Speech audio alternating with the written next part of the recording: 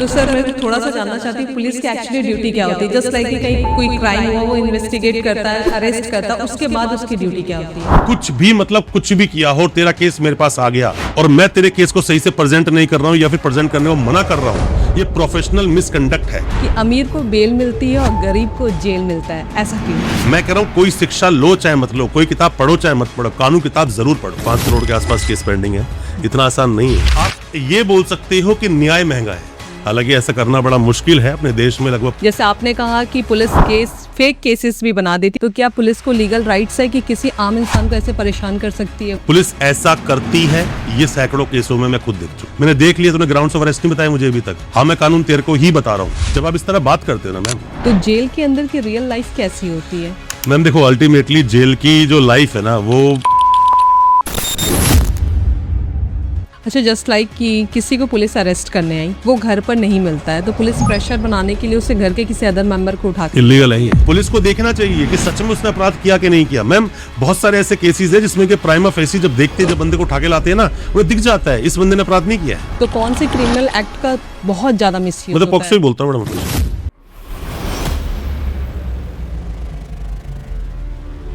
हरे कृष्णा दोस्तों, स्वागत है आपका value of life by Pooja Kushal podcast पे। कई बार हमारे साथ ऐसा होता है कि हम न्यूज़पेपर्स में बहुत सारे न्यूज़ पढ़ते हैं, बहुत सारे अपराधों के बारे में हमें न्यूज़ मिलती है, लेकिन हम अवॉइड कर देते हैं। और जब हमारे साथ जाने अनजाने में कोई अप्रिय घटना हो जाती है, तो हमें उस टाइम में समझ में नहीं आता कि एक्चुअली हमें करना क्या है, और उस वक्त हम परिस्थितियों में इतना उलझते जाते हैं कि बहुत सारी गलतियां कर देते हैं। तो आज हमारे साथ इन सारे सवालों के जवाब देने के लिए आपके राइट्स क्या है, कानून हमें कैसे प्रोटेक्ट कर सकता है, सारे सवालों के जवाब देने के लिए वीरेंद्र वर्मा जी, जो कि दिल्ली के जाने माने एडवोकेट है, हमारे स्टूडियो में मौजूद है, जो आपके छोटे छोटे सारे सवालों के जवाब देंगे। सर, आपका बहुत बहुत स्वागत है हमारे चैनल में। बहुत बहुत शुक्रिया, और आपने मुझे मौका दिया चैनल पर आने के लिए, बोलने के लिए। बस मैं यही चाहता हूं कि लोगों तक अपने देश के कानून की बातें पहुंचें, अपने अधिकारों को जानें, क्योंकि अधिकार अगर आप जानते हो तो मेरा मानना है जो अप्रिय घटना आपके जीवन में होती है, कम से कम उससे बच पाओगे और अपने आप को एजुकेटेड बनाओ। क्योंकि मैं जो एजुकेशनल वीडियोस आप लोगों के लेकर आता हूं या बोलता हूं अपनी बातों को, जो मैंने सीखा अपनी जिंदगी में, वो मैं आप लोगों को सिखा पाऊं। तो सर, हम सबने एक कोर्ट रूम में स्टैचू देखी है जिसमें आईज में पट्टी बना होता है, हाथों में तराजू होता है, तो इसका क्या मैसेज है? देखिए, मैसेज बड़ा क्लियर है कि पहले तो कानून अंधा है, ऐसा बोलते थे लोग, है ना। Right. कानून अंधा नहीं है कभी भी, ना वो था ना है। बस इतना होता है, उनकी बैसाखी दो है। बैसाखी कौन है? जब कोई केस कभी भी कोर्ट में आता है ना, तो एक प्रोसिक्यूशन है और एक हम डिफेंस लॉयर्स हैं। तो ये दो उनकी आंखें हैं। हम ही केस को दिखाएंगे। प्रोसिक्यूशन ने अपना केस बना दिया। प्रोसिक्यूशन कौन है? स्टेट है। स्टेट कौन है? वो पुलिस वाले हैं। मैं 3 अलग बातों में इसलिए समझा रहा हूँ कि आसानी शब्दों में लोगों तक ये बात पहुंच सके। Correct. तो उन्होंने जब केस दर्ज कर दिया, मान लीजिए कोई भी केस है, फ्यूचर रेप केस है, एनडीपीएस है, पॉक्सो है, मर्डर केस है, किसी भी केस में केस दर्ज हो गया, उसको पकड़ने के बाद में मजिस्ट्रेट साहब के सामने पेश किया, उसके बाद में उनको जेल भेज दिया। जेल भेजने के बाद में चार्जशीट लग गई। ये प्रोसिक्यूशन का ही सारा काम है जी। एक तो आंख वो हो गई जो दिखा रही है कि केस कुछ इस तरह का है, वो एक सिक्के का एक साइड का एक पहलू है। Correct. अब हम पिक्चर में आते हैं यहाँ पर। जैसे हम पिक्चर में आते हैं तो जो पहला फेस था ना, सेकंड फेस हम बन जाते हैं। और कई बार जब टॉस करते हैं ना, सिक्का खड़ा हो जाता है। अब जज साहब को समझ नहीं आता है कि प्रोसिक्यूशन अच्छा बोल गया या फिर वो जो डिफेंस लॉयर्स थे वो अच्छे बोल गए। तो इसीलिए जो आंखों पट्टी बंधी है ना, 2 आंख सभी की है, तो 2 आंखें दी गई हैं। ये चीजें कानून कहता है कि मैं बायसनेस नहीं करूंगा, कि मैं ये नहीं देखूंगा कि अगर पुलिस ने केस बहुत अच्छा बनाया और सामने वाले को हम डिफेंस का मौका ही ना दें। ओके। तो इसलिए अंधे नहीं बन सकते। दोनों और पार्टी अब नहीं है, अब वो पहले था तराजू, अब नहीं है, तो स्वॉर्ड हाथ में है। अब तो अगर गलत करोगे तो शायद बहुत जल्दी आपको जेल भेजा जाएगा। इसीलिए 3 साल में केस को खत्म करने की बातें की जा रही हैं। हालांकि ऐसा करना बड़ा मुश्किल है। अपने देश में लगभग 5 करोड़ के आसपास केस पेंडिंग है, इतना आसान नहीं है कि बैकलॉग सारा खत्म कर दिया। जैसे आपने कहा कि कानून बायसनेस नहीं करती है, लेकिन आज भी मोस्टली लोगों का कहना है कि अमीर को बेल मिलती है और गरीब को जेल मिलता है, ऐसा क्यों? मैम देखो, बेल और जेल की बात नहीं है। आपने बात बहुत अच्छी बोली है, सवाल भी बहुत अच्छा है। इसलिए सवाल बहुत अच्छा है कि गरीब को जेल मिल जाती है और अमीर को बेल मिल जाती है, या फिर उसको कन्विक्शन नहीं होता, वो एक्विटल हो जाता है उसका, है ना। इसके कारण क्या है? कारण मैं आपको बताता हूं।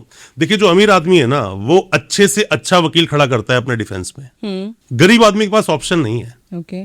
आप ये बोल सकते हो कि न्याय महंगा है। आप ये नहीं बोल सकते कि सामने वाले के साथ बायसनेस हुई या फिर उसके सामने अन्याय हुआ उसके साथ। आपके पास में फ्री लीगल एड है तो आपके पास ऑप्शन, कोर्ट में जाइए, फ्री लीगल एड मांगिए, आपको फ्री लीगल एड मिलेगी। तो क्या फ्री लीगल हेड उस लेवल के नहीं होते जो आपको न्याय दिला सके? नहीं, लेवल तो अच्छा है, मैं सभी को गलत नहीं बोल सकता। या फिर वो उतने एफर्ट्स नहीं लगाते? मैम एक बात बताइए, मैं आपसे बड़ा एक सिंपल वे में एक सवाल पूछता हूँ कि क्या पुलिस वालों को सैलरी नहीं मिलती? मिलती है ना। मिलती है। उसके बावजूद भी करप्शन में पकड़े जाते हैं, क्यों? मैम पैसा ये अंतिम सत्य है इस धरती का।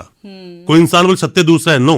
एक बहुत बढ़िया एक मैं देख रहा था कहीं पर रील आ रही थी, उसमें बोलते हैं कि if you don't have girlfriend no problem, no friend no problem, no money big problem. इस तरह से वो बोल रहा था।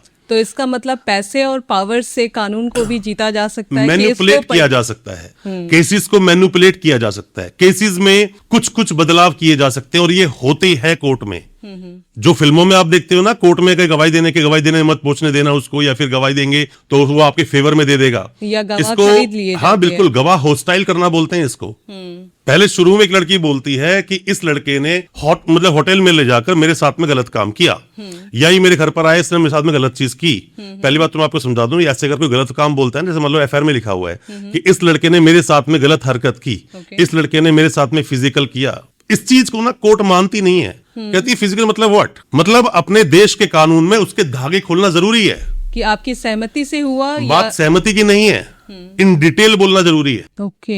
आप जो फिल्मों में दामनी मूवी आपने देखी होगी ना, सवाल पूछता है बहुत डिटेल में जी, पर हम उसको बात देते कैरेक्टर एसेसिनेशन की। ये कैरेक्टर एसेसिनेशन नहीं है, सामने वाले को उठा के आपने जेल में डाल दिया तो क्या उसका कैरेक्टर एसेसिनेट नहीं किया गया है? एग्जैक्टली, उसकी भी पूरी लाइफ की बात है, सच को साबित करना पड़ेगा। इसीलिए कई बार ऐसे जजमेंट्स आए या फिर ऐसे ऑर्डर में लिखवाया गया कि सिर्फ ये वर्ड बोल देना कि मेरे साथ फिजिकल किया है, मेरे साथ गलत किया, इट्स नॉट मीन कि रेप हुआ। आप जब पॉक्सो में कभी गवाही देखोगे आप, क्योंकि अभी तो हम आज जो पॉडकास्ट कर रहे हैं तो मिक्स है, सभी आपके सवाल जो भी है मैं उनके जवाब दे रहा हूं, है ना। पर कभी भी अगर डेडिकेटेडली अगर हम पॉइंट वाइज पॉइंट करेंगे, लाइक मतलब एक्ट वाइज एक्ट करेंगे, आप पॉक्सो पे बात करोगे तो पॉक्सो में डिटेल में अगर आप बात करते हो तो पॉक्सो में जब बच्चा कोर्ट में आता है, आप समझिए, मान लीजिए छोटा बच्चा है, 12-13 साल का बच्चा है, ठीक है ना। हालांकि 13-14-15 साल का बच्चा बड़ा हो जाता है, फिर भी बच्चा मैं उसको बोलूंगा क्योंकि 18 साल तक का कोई भी लड़का या लड़की है वो बच्चा है, ठीक है। तो उसमें बहुत डिटेल में पूछते हैं कि बेटा क्या हुआ, पूरी बात बताओ। ओके, एक खुल के बोलता है, यस, कपड़े उतारने से लेकर सब कुछ होने तक एक एक बात बोली जाती है मैडम। ओके, अगर उस बात को डिटेल में नहीं बोला जाएगा तो कैसे आप अपने केस को प्रूव करोगे? सामने वाला तो बोलेगा मैंने कुछ किया ही नहीं। क्योंकि ये किसी की जिंदगी की बात है, क्योंकि पॉस्को एक्ट का भी आपको नहीं लगता बहुत ज्यादा मिसयूज हो रहा है आज के टाइम में? मैं मिसयूज किसका नहीं होता, बस फर्क इतना सा है, किसी चीज का मिसयूज ज्यादा होता है, किसी से कम होता है। तो कौन से क्रिमिनल एक्ट का बहुत ज्यादा मिसयूज मतलब होता पॉक्सो ही बोलता हूँ मैडम हमेशा से। ओके, पॉक्सो बोलता हूँ, पॉक्सो में बोलता हूँ, पर मैं एक बात और बोलूंगा कि प्रिवेंशन ऑफ करप्शन एक्ट जो 1988 का एक्ट है, उसमें बोलता है कि कोई भी करप्शन कर रहा है, कोई भी सरकारी मुलाजिम है, अगर वो करप्शन कर रहा है तो उसको बुक किया जाएगा इन्हीं धाराओं के आधार पर। सेक्शन 7 डाल दिया, 8 डाल दिया, 13 डाल दिया, 17 में कंप्लेंट होती है, ये सब डाला जाता है। 8 का मतलब होता है, देखो मैं ना सेक्शंस इसलिए कोशिश करता हूं कम बोलूं, लोगों को ना बाउंसर लग जाती है। लोग कहते हैं कि अपने सेक्शन तो बोल दिया, मतलब क्या है इस चीज का? मेरा ये बोलना है कि आपके साथ कभी भी कुछ भी गलत हो, सरकारी एम्प्लॉय कोई भी हो, सिर्फ पुलिस नहीं है वो, सिर्फ पुलिस की बात नहीं कर रहा हूं, कोई भी हो, किसी भी लेवल चाहे पे आप बैठा सरकारी हॉस्पिटल जाओ, आप पुलिस वाले के पास जाओ, या कोई भी सरकारी महकमे में जो आपसे रिश्वत मांगता है किसी भी काम को करने के लिए। अब यह दो बातें आती हैं, पुलिस वाला छोड़ने के पैसे लेता है, पुलिस वाला जेल में डालने के ही पैसे लेता है। करेक्ट। अगर मान लीजिए आपको किसी को जेल में डलवाना है तो आप सेटिंग से फिर उसको जेल में डलवाओगे, ये बहुत यह पैसा चलता है, बड़ा इजी हो जाता है। इसलिए मैंने आपको बोला कि पैसा इस दुनिया का परम सत्य है। पैसे से सारी चीजें खरीदी जा सकती है, सारी चीज नहीं, बट मैक्सिमम चीजें आप खरीद सकते हो। जस्ट लाइक कि जैसे आपने कहा कि पैसे से किसी को जेल में डाला जा सकता, तो ऐसा कोई केस है आपके सामने? मेरे पास तो ऐसे बहुत सारे केसेस हैं, बहुत सारे केसेस। मैं आपने ये सवाल पूछा तो मुझे अभी रिसेंट की घटना की याद आ गई। अभी 2 दिन पहले की बात है, द्वारका में एनसीबी ऑफिस है, जो नारकोटिक्स ब्यूरो का जो ऑफिस है, तो उसमें क्या है ना, एक बंदा है सुभाष यादव। ओके, सुभाष यादव ही नाम है, if I am not forgetting, क्योंकि मैं अभी कल परसों से न्यूज देख रहा हूं उसकी। एक पुलिस वाला इंस्पेक्टर रैंक पर, जिसकी सैलरी मात्र 70 से 80 हजार 60 हजार होगी, उसके पास 100 करोड़ की प्रॉपर्टी है। 60 से 70 हजार सैलरी है और 100 करोड़ की 100 प्रॉपर्टी। करोड़ की प्रॉपर्टी या 100 करोड़ का लिक्विड या किसी भी तरह से 100 करोड़ का नाम आया है अब तक कि 100 करोड़ उसके पास है। विच मीन्स वो करप्टेड ऑफिसर है, इसीलिए तो उस पर फाइल खुल गई, अरेस्ट कर लिया उसको सीबीआई ने। सीबीआई ने अरेस्ट किया। मुद्दा ये आता है, क्या किसी भी महकमे में इंस्पेक्टर रैंक का बंदा बिना ऊपर की शय के जो आईपीएस बैठे हैं, क्या इतना बड़ा कुछ चला सकता है? पॉसिबल ही नहीं है, इम्पॉसिबल है। और ये भी सुना मैंने, अभी मैं देखा, मैंने वीडियोस में देखा, वो बोल रहे हैं कि 2017 से वो एक ही पोजीशन पे लगा हुआ है, वहीं पर लगा हुआ है 8 साल से। ओके, कैसे पॉसिबल? 2-3 साल में तबादले हो जाते हैं। ट्रांसफर भी नहीं वो ट्रांसफर उस बंदे का। ओके, तो ये ट्रांसफर कैसे वो रुकवा सकते हैं अपना? भाई अगर आपके ऊपर साठगांठ अच्छी है तो क्या जरूरत है? आप पैसे दे रहे हो। मैम अब ना देखो, ऐसा होता है कि मैं वकील हूं तो मैं कभी भी सिर्फ एक पहलू नहीं देखता।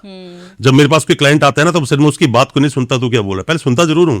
पहले बैठता हूं, उनसे बोलता हूं चल बोलना शुरू कर, वो बोलना शुरू करता है, सारी बातें बोलता है। फिर मैं कहता हूं तेरा हो गया, अब मेरे सवालों का जवाब दे। जैसे मैं सवाल पूछता हूं तो वो बंदा सच बोलना और शुरू हो जाता है। ओके। ये बातें ना देखो, बहुत सारी बातें बोलते हैं कि कभी भी हमेशा आप किसी एडवोकेट के पास जाते हो, कि डॉक्टर के पास जाते हो, झूठ नहीं बोलना चाहिए। आप झूठ बोलोगे अपना केस खराब कर लोगे, उसका कुछ नहीं जाने वाला है ना।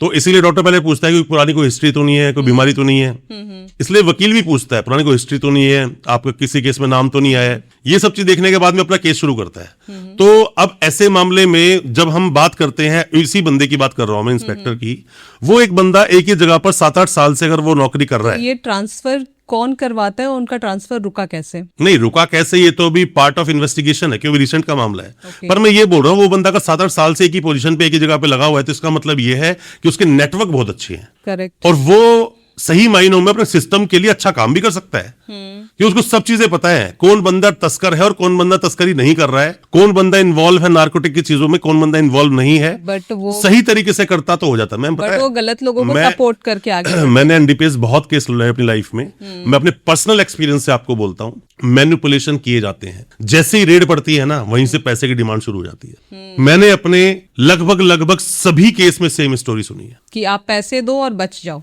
That's it. That's it. Okay, जैसे आपने कहा कि पुलिस केस फेक केसेस भी बना देती, तो कई बार ऐसा होता है कि पुलिस प्रेशर बनाती है कि थाने में आओ किसी काम से या बातचीत करना है, तो क्या पुलिस को लीगल राइट्स है कि किसी आम इंसान को ऐसे परेशान कर सकती है वो? नहीं मैम देखो, लीगल राइट तो किसी को भी नहीं है। पुलिस वाला कौन होता है? पुलिस वाला है कौन?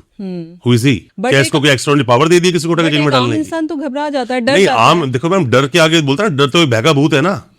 ये भय का भूत है, जब तक आप डरोगे आपके पीछे भागेगा, आप मुड़ के देखो बंदा भाग जाएगा। आप उस पुलिस वाले से बात करो, बता भी तेरे को क्या चाहिए।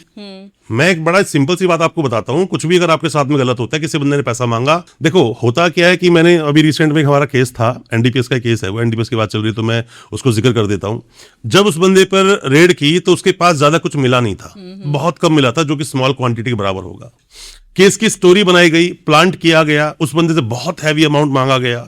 हैवी अमाउंट रात में इंतजाम किया। उसकी वाइफ ने अपने पापा को बोला, भाइयों को बोला, रात को 2-3-4 बजे तक पैसा इंतजाम होता गया, सब कुछ हुआ, पैसे का इंतजाम हो गया। सुबह जब हुई तो अल्टीमेटली वो इलीगल ही चल रही, सारी प्रोसीडिंग चल रही थी। किसी ने पुलिस को फोन कर दिया, पुलिस वहां पर पहुंच गई, लोकल पुलिस। अब लोकल पुलिस पहुंच गई तो पैसा लेकर निकलेंगे कैसे वहां से? और जो वहां पे थे वो कौन थे? वो भी पुलिस वाले ही थे। ओके। पर वो किसी भी डिपार्टमेंट के थे, जो एनडीपीएस की रेड हुई थी। अब पुलिस वहां पे आ गई। आपने एक मूवी देखी हो ना, मूवी मुझे याद आ रही है, शायद वो थी, उसमें बॉबी देओल नहीं, उसका भाई जो है वो था, और वो एक चोरी पर मूवी बनी थी कि उसमें उसको अरेस्ट करने के लिए जाते हैं, तो इतने में वो लोकल पुलिस को फोन कर देते हैं। मैं सभी को बता रहा हूं, अगर आपके पास किसी भी स्टेट की पुलिस आई हो, किसी बड़े बड़े डिपार्टमेंट की पुलिस आई हो, आपके साथ कुछ भी गलत हो रहा है, इमीडिएटली आप लोकल पुलिस को फोन कर दो, 112 नंबर पर कॉल कर दो कि मेरे घर में कुछ लोग घुस आए हैं जो कि पुलिस वाले नहीं लग रहे हैं और वो बंदे इस तरह से गलत हरकतें कर रहे हैं। आप देखना वो हरकतें बच जाएगी। जस्ट लाइक कि आपको पुलिस वाला परेशान कर रहा है, तो पुलिस वाले को कॉल कर दो। हाँ, आप कंप्लेंट तो दो। आप जब कोर्ट में जाओगे ना, तो कोर्ट आपसे पूछेगा, अगर आपके साथ ऐसा गलत हुआ तो आपने कहीं कंप्लेंट दी थी क्या?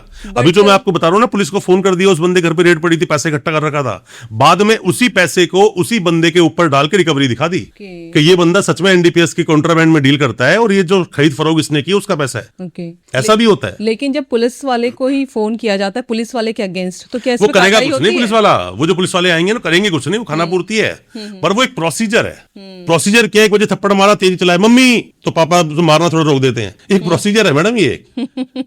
तो अल्टीमेटली क्या होता है कि बस एक प्रोसीजर में थोड़े से आप रोक सकते हो चीजों को, आप बदल नहीं पाओगे उन चीजों को।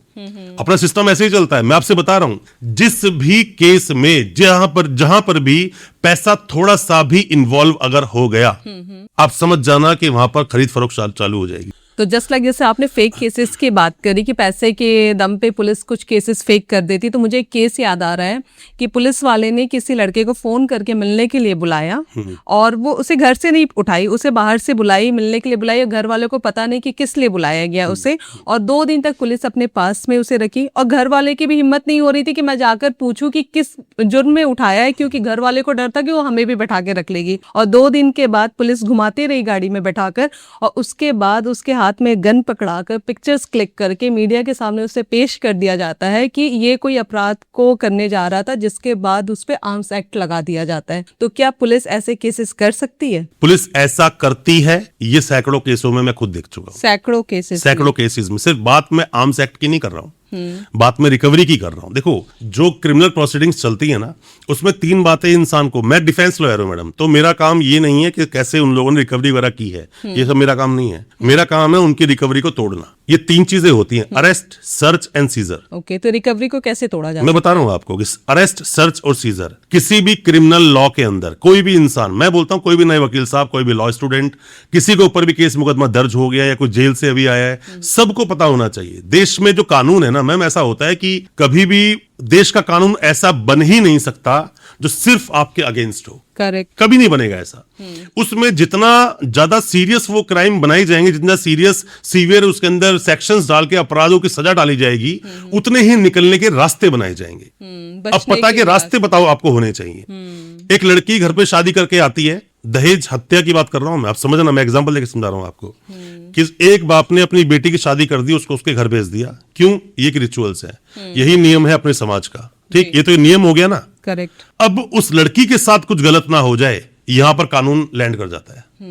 अगर 7 साल के अंदर किसी भी सूरत में उस लड़की ने सुसाइड कर ली, तो 304, वो जो लड़का है ना, वो 304B का मामला बनता है और 80B इसका सेक्शन बनता है, वो आदमी जेल जाएगा। अगर लड़की की किसी भी अननेचुरल डेथ, नॉट नेचुरल।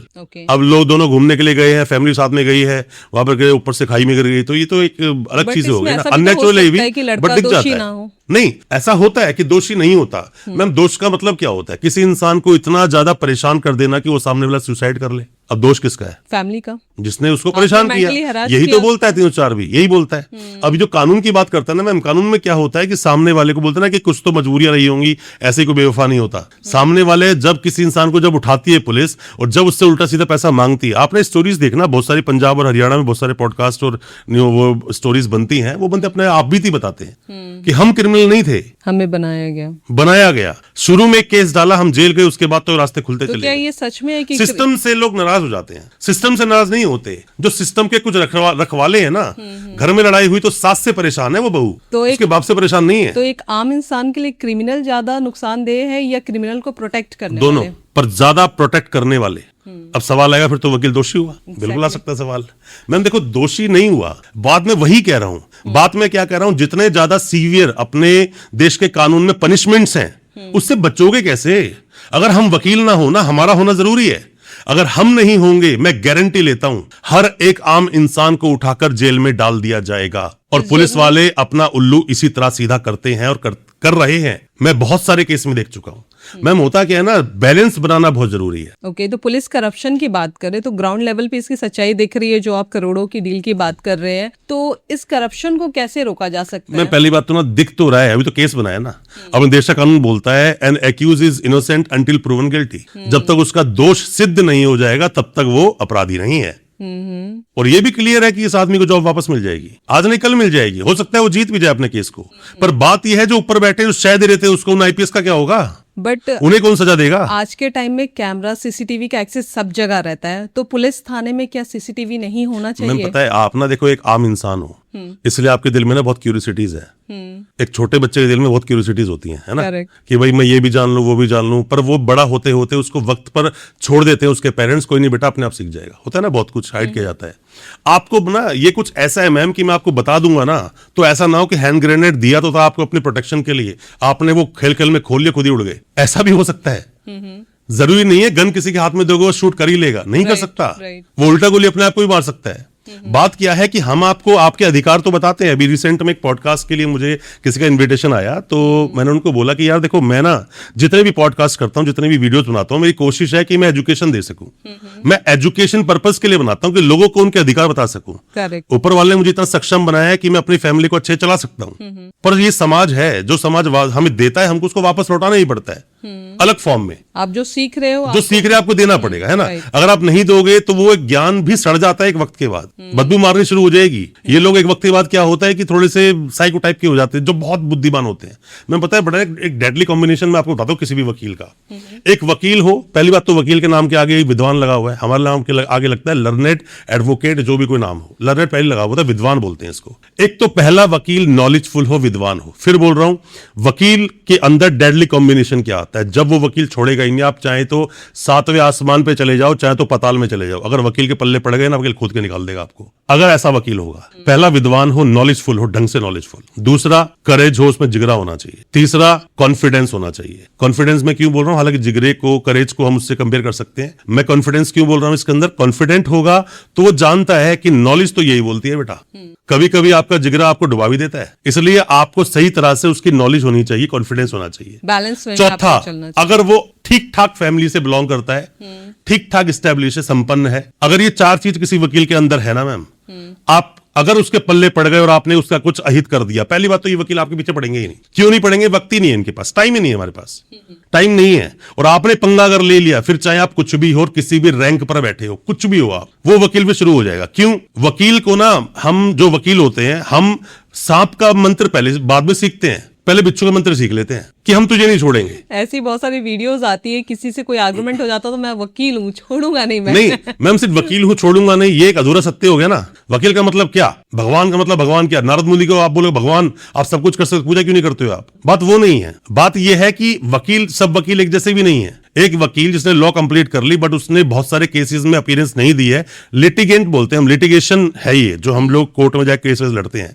बहुत सारे वकील हैं जो किसी भी ऑफिस में सिर्फ पेपर्स को ही कर रहे होते हैं, या सिविल में प्रैक्टिस कर रहे होते हैं, या फिर कॉर्पोरेट में कर रहे होते हैं, है ना। सबकी प्रैक्टिस अलग अलग है। डॉक्टर सारे सेम नहीं होते।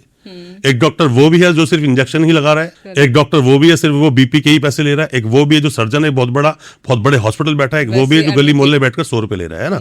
तो सब वकील अलग अलग होते हैं मैडम। पर वकील अपने आप में एक बड़ी ही खतरनाक आइडेंटिटी है। ये आइडेंटिटी अगर गलती से आपके दोस्त बन गई, तो ये मेरा प्रॉमिस है कि आपको ज्यादा कुछ डरने की इससे जरूरत है नहीं। और अगर ये पीछे पड़ गई तो डरने की जरूरत है। वो प्रभु राम ने एक छोटा सा वो फेंका था, तिनका फेंका था, और उसको चारों लोगों में जगह नहीं मिली थी छुपने की। ओके। तो सर, जैसा आपने कहा कि अगर 7 साल से पहले लड़की की डेथ हो जाती है तो आपको मिनिमम 7 साल की जेल होगी, ठीक है। तो मेरे खुद के सामने 2 केसेस आए थे। एक पे दोनों की वाइफ की हत्या का, दोनों का जजमेंट था। एक पे 302 का केस था, एक पे 304 का। जनरली कहते हैं 302 जो है वो 304 से ज्यादा स्ट्रांग होता है, बट 304 वाले को 10 साल की सजा हुई और 302 वाले को 3 साल की सजा हुई। ऐसा क्यों? मैम हो ही नहीं सकती, ऐसा ही हुआ था हो सर? ही नहीं सकती। पेपर में आया था सर ये।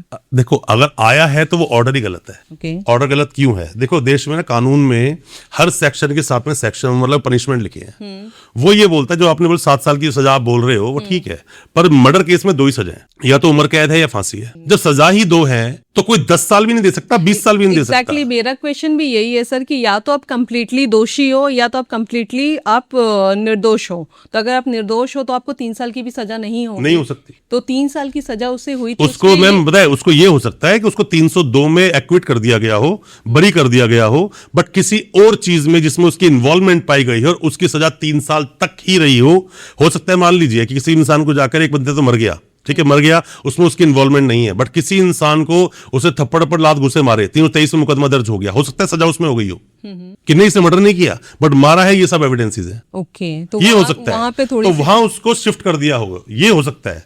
बट मर्डर केस में हम 2 ही सजा है, या उम्र कैद या फांसी, ये बदलेगी नहीं। एग्जैक्टली, हम लोग भी शॉक्ड हो गए थे न्यूज पढ़ के कि कैसे 3 साल की इतनी मिनिमम सजा। नहीं देखो, मैं वही बता रहा हूं मैं आपको कि हमेशा ना बोलते हैं कि कभी भी असत्य से ज्यादा अर्धसत्य हानिकारक होता है। राइट। हम कई चीजें अर्ध सत्य जान लेते हैं, आधी बात जान लेते हैं, जैसे कि बोलते हैं कि लड़की को अगर टच भी किया तो लड़की आपको जेल भेज सकती है। ये अधूरा सत्य है। अधूरा सत्य है। अधूरा सत्य। बट कानून में तो ये भी है कि घूर के देखना तक अलाउड नहीं है। बिल्कुल है। मैं आपको बताता हूँ रिसेंट का केस अभी सेक्शन 12 में हमारा एक बंदा पॉक्सो में, जिस बंदे पे एफआईआर दर्ज हुई और किस पर हुई दर्ज, उसने कुछ किया भी नहीं है, सोशल मीडिया पे था सिर्फ वो, और वो अवेलेबल भी नहीं था, उसकी आईडी लॉगिन थी। सेक्शन 12 लगा।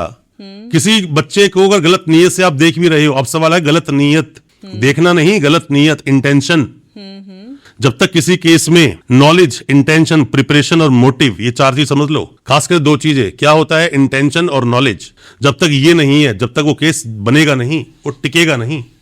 किसी इंसान ने किसी को मार दिया, इसीलिए मर्डर के अंदर सेल्फ डिफेंस का क्लॉज है। किसी को हर तरह, किसी इंसान को मार दिया तो मारना कोई अपराध मतलब कि मर्डर ही नहीं है, वो सेल्फ डिफेंस भी हो सकता है। राइट, वो खुद को बचाने के लिए भी शायद सामने अभी आप सामने बैठे हो, मान लीजिए कुछ भी आपकी इंटेंशन है, सामने से आपके पास कोई गन है, आपने किसी ने मुझे गोली मार दी, मेरी गोली लगी और मुझे अभी फिलहाल ये निकलना, और मैंने ये उठाकर गलती से आपको मारा, अब गलत जगह पे सर पे लग गया और आप वहां मर गए, तो ये मर्डर थोड़ी है, सेल्फ डिफेंस। मैं प्रिपरेशन थोड़ी करके आया था घर से, गन आप तो गन आप लेके बैठे थे। करेक्ट। प्रिपरेशन मेरी, आपको मोटिव आपको मारने का नहीं सजा था। तो इसमें भी है। नहीं, सजा मुझे नहीं होगी, मैं बरी हो जाऊंगा इसके अंदर, मैंने कुछ किया ही नहीं ना अपराध। गोली किसने चलाई? पहले गोली चलाई आपने चलाई। बट हमारे देश में तो कानून को हाथ में लेने का अधिकार नहीं है, बट जुर्म करने का पूरा अधिकार दिया जाता है। दोनों ही नहीं है मैम, ना तो आप कानून को हाथ में ले सकते हो, ना जुर्म कर सकते हो। पर जुर्म, देखो मैं फिर बता रहा हूं मैम, फिर पैसे पे ना बार बार गाड़ी अटक जाती है। When money speaks, nobody checks the grammar. But अगर पैसे पे अगर कानून को जीता जा सकता है, केस को पलटा, जीता नहीं जा सकता, जीता नहीं जा सकता, मैनिपुलेशन हो सकता है, मैनिपुलेट कर सकते हो, मैनिपुलेट भी किया जा रहा है। मैनिपुलेट कितना कर लोगे आप मान लीजिए सामने वाले के अगेंस्ट सारे एविडेंसेस हैं, कितना मैनिपुलेट कर लोगे आप? बेल ले लोगे बस आप। बट कई बार बहुत सारे केसेस में ऐसा भी होता है, जैसे दहेज हत्याकांड की मैं बात करूं, अगर उसमें घर में 4 मेंबर, अगर चारों का नाम दोषी में दिया गया तो पुलिस शायद 3 के नाम कट कर देती है, एक को वो दोषी बना देती है। तो फिर जिसने कंप्लेंट दी, जिसके उसका फादर या मदर, वो क्या हाथ पे हाथ रख के बैठे रहेंगे? बट पुलिस तो सुनती ही नहीं है। पुलिस कौन होती सुनने वाली? है कौन पुलिस? तो फिर किस सर्विस सर्वा है पुलिस। आप जब कंप्लेंट दोगे, पुलिस का मन करे नाम डाले, पुलिस का नाम करे नाम हटा देंगे, ये पुलिस का काम है? कोई काम नहीं पुलिस का ऐसा। तो अगर नाम नहीं डाला तो आपके पास राइट है, आप जगह एप्लीकेशन दो आगे मजिस्ट्रेट साहब को, उनको बताओ कि सामने और दूसरे बंदों की इन्वॉल्वमेंट कैसे कैसे है। इसीलिए ना कॉग्निजेंस का एक प्रोविजन होता है, जब पुलिस अपनी चार्जशीट रेडी करके कोर्ट में देती है, केस बाद में चलता है, पहले कॉग्निजेंस लिया जाता है। जज साहब की वो पावर है कि ये केस चलेगा कि नहीं चलेगा, और चलेगा तो इसमें और कौन कौन अपराधी हैं जिनको छोड़ दिया गया, या फिर ये भी हो सकता है फर्जी में वो चार्जशीट लगाने के लिए आ गए हैं जबकि उस केस में चार्जशीट नहीं लगनी चाहिए थी। इसी देखो, मैं बस लोगों को ना ये समझाना चाहता हूं कि आप ना पुलिस को सर्वे सर्वा मत मानो। पुलिस सर्वे सर्वा नहीं है, पुलिस एंड नहीं है कानून का, वो शुरुआत भी नहीं है। इसमें आपको सिर्फ अपने अधिकार पता होने चाहिए। देखो आप ना मैम, ऐसा होता है कि हर चीज के लिए हम एक अपने साथ में एक सेफगार्ड खड़ा कर दें, ये इतना इजी नहीं है। पहले बोलते चैरिटी बिगिंस फ्रॉम होम, पहले आप अपने आप से अपने आप को पहले ट्रेंड करो कानून के मामले में। मैं कह रहा हूं कोई शिक्षा लो चाहे मत लो, कोई किताब पढ़ो चाहे मत पढ़ो, कानून किताब जरूर पढ़ो। इसलिए पढ़ो कि आजकल ना आप घर में भी सेफ नहीं हो, पड़ोसी आपको इतना परेशान कर दे, घर बेच के भागना पड़ जाएगा आपको। बाहर आप सेफ नहीं हो, आप स्कूटर पे जा रहे हो, आप स्कूटी पे जा रहे हो, अपनी गाड़ी में जा रहे हो, तो कोई ना कोई आके आपको वो बियर पीता हुआ जा रहा है, बोतल फेंक के चला गया, वहां क्या करोगे आप? घर पे आके बैठ जाओगे आराम से। अब मेरा कहने का मतलब क्या है, अगर आपको कानून का पता है, अगर आप रास्ते में कहीं इमीडिएटली कॉल 112 नंबर पर कि ये लोकेशन है, मैं यहाँ पर हूँ। अभी ये भी कोई 2 लोग गाड़ी में थे, बियर पी रहे थे, गाड़ी उन्होंने बोतल फेंक के मारी, मेरे कांच से टूट गया है। आप इमीडिएटली इनको देखो बंदे कहाँ गए, कौन है, कैसे, और मुझे ऐसा डर है, मैं तो बच गई, किसी के साथ गलत भी हो सकता है। ये तो आवारा सांड है ना, ये तो यहाँ बेड़ा बच गया, दूसरे को मार देगा, किसी को भी नुकसान पहुंचा सकता तो दूसरे को मार देगा। मैं इसलिए बोल रहा हूं मैम, सबसे पहले अपने आप को कानूनी जानकार बनाओ, अपने आप को एजुकेटेड बनाओ, उसके बाद आप सोचो कि आप समाज का भला कर पाओगे। आप अपने बच्चों को सेफ्टी नहीं प्रोवाइड कर पा रहे हो, क्यों? आप कानून नहीं जानते हो। कानून नहीं जानते। जस्ट लाइक कि मैं फिर से उसी पॉइंट पे आऊं कि अगर कानून एफआईआर में से लोगों के नाम कट कर दिए जाते तो पुलिस से बातचीत करने में, उन्हें कानून समझाने में, या उनसे कुछ क्लियरली कट टू कट बात करने में भी लोगों को डर लगता है, क्योंकि वो बहुत गलत तरीके से पेश आते हैं, या गलत तरीके से बोलते हैं तुझे भी अभी डाल दूं केस कुछ डाल के, तो लोगों को लगता है कि भाई मैं अगर जाऊंगा तो मुझे भी किसी केस में वो डाल देगी। तो ऐसे में कोई कैसे फिर पुलिस को फेस पी के मूवी बोलता है ना, पी के मूवी में बोलता है, वो हमें सिखा रहा है वो वाला सीन। अगर आपको नॉलेज है तो। नहीं, नॉलेज है तो नहीं बोलेगा वो ऐसे, फिर नहीं बोलेगा। बोले हमें सिखा रहे हैं? हाँ तुझे सिखा रहा हूँ, इसलिए तो बैठा हूँ सामने। परमवीर सिंह सैनी का जजमेंट है कि पुलिस स्टेशन के चप्पे चप्पे पर हर रूम में सीसीटीवी कैमरे लगे होने चाहिए और तेरे इस रूम में कैमरा नहीं है। हाँ तुझे सिखा रहा हूँ मैं कानून। वो गया जानकार है, तो वो गया कोई बात नहीं, तू मुझे अरेस्ट कर, मुझे ये भी पता है 105 BNSS के अंदर तू वीडियोग्राफी करेगा तब मेरी सर्च करेगा, सीजर करेगा, करना शुरू कर। वो गया तो कानून जानता है। फिर आप उसका आगे बताओगे, तू मुझे उठाकर लाया, अभी तक भी DK बासु के जजमेंट के हिसाब से तूने मेरी फैमिली को इन्फॉर्म नहीं किया, ये मेरे फंडामेंटल राइट का वायलेशन है। एग्जैक्टली, ये फैमिली को इन्फॉर्म उसको बताओ कि हाँ मैं तुझे सिखा रहा हूँ भाई, किसी और को नहीं सिखा रहा हूँ। तूने अरेस्ट में बना दिया मेरे सामने, मैंने देख लिया, तूने ग्राउंड्स ऑफ अरेस्ट नहीं बताया मुझे अभी तक। हाँ मैं कानून तेरे को ही बता रहा हूँ। तूने मेरा सर्च किया, मेरी जेब में से 23,000 रुपए निकले हैं, तूने इसमें 300 रुपए दिखाए हैं, तूने पैसे गमन किया है। हाँ कानून तुझे ही सिखा रहा हूँ। जब आप इस तरह बात करते हो ना मैम, देखो ऐसा होता है कि आप ना सामने जब एक बोलते ना कि शेर की मान में जाके शेर से ही पंगे लेना उंगली करना सही नहीं है, पर फिर भी आप जब फंस जाओगे तो क्या करोगे? लेकिन इस तरीके से बात करने से तो पुलिस मारपीट भी कर सकती है आपके नहीं कर साथ। सकती ना मैम, जो कानून जानते हैं ना उनके साथ नहीं करती। कई बार ऐसा होता है कि जब पुलिस अरेस्ट करती है तो उनके पास कुछ महंगे फोन मिलते हैं, कुछ कैश मिलता है मैम जो ऐसा रिटर्न होता नहीं करती है, है नहीं मैम ऐसा होता है कि आप ना अल्टीमेटली क्या होता है कि लोग ना सामने वाले इंसान की ईगो को हट कर देते हैं। सारा का सारा खेल क्या है? वर्चस्व का, कि तू थाने में आया है तो मेरा वर्चस्व हैवी है, चाहे तू कोई भी हो। और एक पुलिस वाले को तो कह सकते हैं वर्दी वाला गुंडा। वर्दी वाला गुंडा बोल सकते हो जब वो हरकतें करते हैं इस तरह की, तो बिल्कुल बोल सकते हो आप। पर बात ये होती है मैम कि अल्टीमेटली कोई भी इंसान जब अपनी इस तरह से बात करता है, आप किसी को भी गलत तरीके से बात करोगे, फिर चाहे पुलिस वाला हो, चाहे वकील हो, चाहे आम इंसान हो, वो क्यों सुनेगा आपकी बात नहीं, को? पुलिस वाला तो सीधे गाली देकर बात करता है। मैम वो इसलिए करता है कि सामने वाला सुनने के लायक है, इसलिए करता है। एक औरत को उसका हस्बैंड रात को आके शराब पी के डेली आके मारता है, नहीं पहली बार मारा था ना, उसी दिन पुलिस को बुला लेते घर पे। अब आप बोलो घर टूट जाएगा ऐसे, तो उसे राइट किसने दिया आपको मारने का? हाथ उठाने का अधिकार किसने दिया? नहीं है। देखो या तो आप परिवार को, घर को चला लो, या तो अपने डिग्निटी को बचा लो। बात क्या है ना, अधिकार सबको है। देखो अधिकार सबको है, फैमिली है, आपके 5, 7, 10 साल हो गए, फैमिली में कभी कोई डिस्प्यूट नहीं हुआ, एक बार डिस्प्यूट हुआ, नोकझोंक हो गई, तो हर एक चीज के लिए आप तलवार निकाल लो, जरूरत तो नहीं है ना, तो घर थोड़ी चलेगा आपका। राइट। ऐसा होता है। थाने में पुलिस वाला अपना वर्चस्व नहीं दिखाता मैडम, है, घर में मेल मेंबर नहीं देखो थाने वाला एक अलग चीज है, मैं पुलिस वाले कुछ नहीं समझता।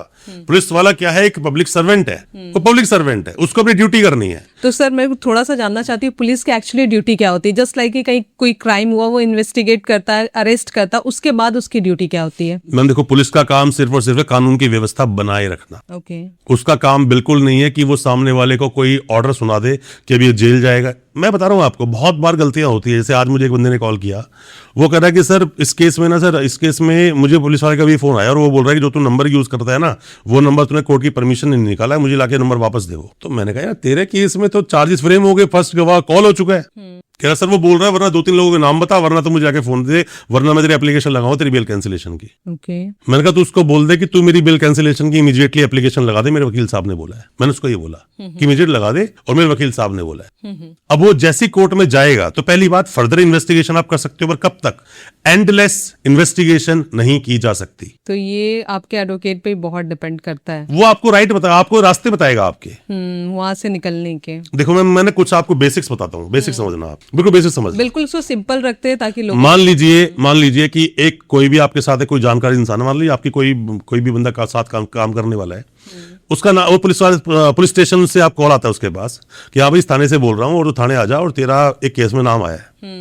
वो फटाफट नीचे गया, गाड़ी स्टार्ट करके पहुंच गया जी। ये बेवकूफी है। तो क्या करना चाहिए? ऐसे में नहीं जाना, पहले उससे पूछो, उसी टाइम बात कर लो, या फिर कॉल कट करके दोबारा पूछो सर किस थाने से बोल रहे हो, सर आपका नाम क्या है, आपके डेजिग्नेशन क्या है, और किस अपराध में सर मेरा नाम आया। राइट टू नो आपके पास है, जानने का अधिकार। बट कई बार तो पुलिस ये भी कहती है कि मैं नाम रिवील नहीं करना मैडम चाहता हूं। आपको अगर पुलिस को उठाना है ना तो कॉल थोड़ी करेगी, वो बड़ा डायरेक्ट क्लियर है, वो डायरेक्ट आएगी। क्लियर है, some words goes without saying. ये बड़ा क्लियर है कि पुलिस आपको अरेस्ट करने के मूड में नहीं है, और ना पुलिस के पास ऐसा कोई एविडेंस है, वरना पुलिस आपके घर पहुंच के आपको उठा के ले जाती। ओके। कॉल किया है मतलब कुछ और मैटर है, वो कुछ और आपसे तो कुछ और एक्सपेक्टेशन चल रही है वहां पर। ओके। अब जैसे मान लीजिए किसी इंसान का अपराध में नाम आया, पुलिस घर पहुंच गई, बंदे को उसको उठा लिया, या आए तो उसी टाइम अगर आपका, मैं पहले बोल चुका हूं हालांकि ये सेम बात 2-3 बार पॉडकास्ट में, अगर आपका सच में कोई रोल है किसी भी चीज में, आपको लगता है आप अरेस्ट ही होगी, तो पुलिस वाले को बोले ठीक है यार मेरा इसमें वो यही बना दे, जो भी करना है कर लो। अल्टीमेटली होना यही चाहिए, पुलिस आपको घर पे लेने के लिए आई तो अरेस्ट में वही बना दे। वो लोग भाग जाते हैं कि बाद में मैं सरेंडर करूंगा। मैम देखो ऐसा नहीं होता। जो भागता है वो सरेंडर करने के लिए नहीं भागता है, वो भागता है इसलिए कि वो जानता है कि मैं एंटीसिपेटरी बेल लगा सकता हूं। एंटीसिपेटरी बेल का प्रोविजन है, वो इसलिए भागता है, वो इसलिए नहीं भागता मैं सरेंडर करूंगा। कौन सरेंडर करना तो अभी कर देता, तो भागा क्यों? भाग कर तो समस्या तुमने बढ़ा ली। अब मान लीजिए किसी अपराध में किसी का नाम आ गया, अब नाम तो आ गया पर उसने वो अपराध कभी करा ही नहीं, तो उसके पास रेमेडी एंटीसिपेटरी बेल ले ले। यही तो एंटीसिपेटरी बेल की रेमेडी होती है। बट लोगों को लगता है ना पुलिस को डायरेक्ट सरेंडर करूंगा तो शायद पुलिस मारेगी, थर्ड अरे, डिग्री देगी, टॉर्चर मैम करेगी। बताया, देखो मेरी बात सुनो, आप चीजों को ना, आपको ना दुनिया में बहुत सारे लोग ऐसे मिलेंगे, वो आपसे सवाल पूछ रहे होंगे, आप जवाब दे रहे होंगे, फिर भी ना उनका कभी सवाल खत्म नहीं होते, वो डर में जिंदगी जी रहे होते हैं। करेक्ट। ठीक है ना? आपके बहुत सारे सवालों में मुझे सेम क्वेश्चन यहाँ पे आ रहा है कि आपको मैं जवाब तो उसका दे रहा हूं, बट फिर भी ना वो कॉन्क्रीटली आप अपने आप को मुतमईन करना बोलते हैं ना, सेटिस्फाई करना, वो नहीं कर पा रहे हो। और ये आपकी नहीं, ये मैक्सिमम आम जनता की प्रॉब्लम है। क्योंकि पिछले कई सालों में, मतलब कुछ मैं बात करता हूं पिछले 10-20 साल पहले की बात अगर हम करें तो ऐसा ही होता था, पर अब ऐसा नहीं होता है। अब सोशल मीडिया का जमाना है। उठाने, मान लीजिए कि घर पे कोई बंदा आया, आप, आपके हस्बैंड और आपका भाई कोई यहाँ पर है, एक्स नाम के बंदे को पुलिस उठाने के लिए आई, तो आपके हाथ में फोन दे तो रखा है, बनाओ ना वीडियो। पुलिस वाले फोन छीन लेते हैं, दूसरा बंदा वीडियो बना लो, फिर भी कर लेते हैं, उसी टाइम 112 नंबर पे फोन कर दो। अच्छा, जस्ट लाइक कि किसी को पुलिस अरेस्ट करने आई, वो घर पर नहीं मिलता है, तो पुलिस प्रेशर बनाने के लिए उसे घर के किसी अदर मेंबर को उठा के, इलीगल है ये इलीगल है। मैंने अपराध किया तो मुझे ही पुलिस ढूंढेगी, मेरे किसी भाई को, फादर को, मदर को उठाकर थाने नहीं लेके जा सकते। बट ये तो अक्सर देखा जाता है। होता है, प्रैक्टिस ही यही है, प्रैक्टिस ही यही है, पर ऐसा होता नहीं। वो उसका अपराध क्या विचारेगा, पूछताछ करनी है ना, बुला लेना, आप नोटिस करके बुला लेना आप उसको पुलिस स्टेशन, वो आ जाएगा अपने वकील के साथ। भी नोटिस देना होता है। हाँ, नोटिस देना पड़ेगा। आप कौन ले आने वाले खामा में, उसने अपराध क्या किया है? बट सर, कई बार ऐसा देखा गया है कि घर पे भाई पिता सोते रहते, चलिए आप, आपका बेटा या आपका भाई इस अपराध में शामिल है। मैम देखो, मैं फिर बोल रहा हूँ, ये बहुत सारी चीजें, ये कहाँ लिखा है, कौन सी किताब में लिखा है, मैं जानना चाहता हूँ, क्योंकि मैं बड़ा क्यूरियस रहता हूँ कोई भी चीज नई सीखने के लिए। किस किताब में लिखा है ऐसा कि अगर मैंने किसी का मर्डर कर दिया मेरे भाई को उठा के ले जाएंगे? तो आप जाने से मना कर सकते हैं। मना कर सकते हो जी, मेरा क्या रोल है इस चीज के अंदर? आप जब बुलाओगे मैं तब आ जाऊंगा, आपको पूछना यही पूछ लो। अरे मैं तो ये भी दिखाया, सीनियर सिटीजन्स को पुलिस स्टेशन में नहीं बुलाया जा सकता, बुलाते हैं। सीनियर सिटीजन्स की तो बात छोड़ो, आप घर की महिलाओं को भी बुला के रात के हाँ, तो 12 नहीं बुला सकते ना, नहीं बुला सकते, मैं इसलिए बोल रहा हूँ। देखो, एक अच्छा वकील और अच्छा डॉक्टर एक फैमिली में होना चाहिए, या आपकी जानकारी में होना चाहिए, यही बोलते हैं बड़े बुजुर्ग, यही बात बोलते हैं ना। Correct. और मैं फिर आपको थोड़ी पहले भी समझाया था मैंने आपको, आपका जबरदस्त सा एक वकील अगर आपके साथ है ना, तो आपके साथ कोई गलत नहीं कर सकता। नहीं कर सकता, इसलिए नहीं कर सकता। मैम पता क्या होता है, वकील ही एक ऐसी आइडेंटिटी है, वो वहां लड़ती है जहां पर कोई आपके साथ खड़ा नहीं होगा, कोई खड़ा नहीं होगा। और वकील जानता है मुझे मिलना कुछ नहीं, ज्यादा कुछ पैसे मिलने, थोड़ी बहुत फीस ही मिलेगी, ये कोई मेरी फोटो लगा के आरती नहीं उतारने वाला। जिस दिन मैं इसको बरी करवा दूंगा ना, ये अपने रास्ते में अपने रास्ते। बट जब हम वकालत कंप्लीट करते हैं ना, तो ये ना प्रोफेशनली जो हमें एथिक्स जो हमें मिलते हैं कि नहीं, चाहे तूने कुछ भी किया हो, कुछ भी मतलब कुछ भी किया हो, और तेरा केस मेरे पास आ गया और मैं तेरे केस को सही से प्रेजेंट नहीं कर रहा हूं या फिर प्रेजेंट करने को मना कर रहा हूं, ये प्रोफेशनल मिसकंडक्ट है। चाहे कुछ भी किया हो तुमने, मुझे क्या मतलब उस चीज से? तो आप प्रोटेक्ट करते हैं। बिल्कुल, हमारा काम यही है। मतलब कि हम डिफेंस लॉयर्स हैं। अपने देश का कानून बोलता है कि दोनों पार्टी को पूरी तरह से खुलकर सुना जाएगा, आराम से ओपन कोर्ट में सुनवाई होगी। इसीलिए डिफेंस लॉयर आपके केस को कोर्ट में प्रेजेंट करता है, जैसे भी हमको पता होता है from the very first day. Just like कि आपके चैनल का नाम है फाइट फॉर ट्रुथ। हाँ, ट्रुथ नहीं, ट्रू। तो कभी आप झूठ के लिए आप फाइट किए हो? मैम देखो, झूठ के लिए, वो झूठ समाज की नजर में झूठ हो सकता है। देखो ऐसा होता है कसौटी पे ना, देखो ऐसा होता है कि जहर की अपनी प्रवृत्ति क्या है, किसी को मार देने की, यही तो है ना। क्या उस जहर का आप मेडिसिन में यूज नहीं करते हो? करते। फिर आप जिंदा कैसे रह जाते हो? उसी तरह से ये समाज है मैम। अगर भूत है तो भगवान भी है, सच है तो झूठ भी है, ईमानदार है तो करप्ट भी है। उसी तरह से आप देखो, एक अपराध हो गया आपके ऊपर, मैम जब चार्जशीट बनती है ना, अच्छा सही मायनों में सोचा अगर जाए तो क्या पुलिस का काम यह है कि बस उसके पास नाम आया उस बंदे की इन्वेस्टिगेशन करना? पहली बार बोल रहा हूं पॉडकास्ट में, मैंने आज तक बोला नहीं है ये। कभी भी किसी इंसान के बारे में कोई भी कंप्लेंट आई पुलिस स्टेशन में, तो पुलिस हाथ धोकर उस आदमी को मुलजिम बनाने के पीछे पड़ जाए। मैंने वर्ड किया मुलजिम, मैंने वर्ड मुलजिम बोला है, मैंने मुजरिम नहीं बोला। मुलजिम जब तक सजा नहीं हुई, सजा हो गई ना, मुजरिम हो गया वो। राइट। तो क्या उसको मुलजिम या मुजरिम बनाने के लिए पुलिस उसके पीछे ही पड़ जाए? क्या पुलिस को सच नहीं देखना चाहिए? पुलिस क्या है, पुलिस का काम यह है कि नहीं उसको नेगेटिव कर दो? क्या पीपी साहब का काम यही है कि नहीं वो उसने अपराध ही किया है? और ये तो जजमेंट तो कोर्ट को देना है।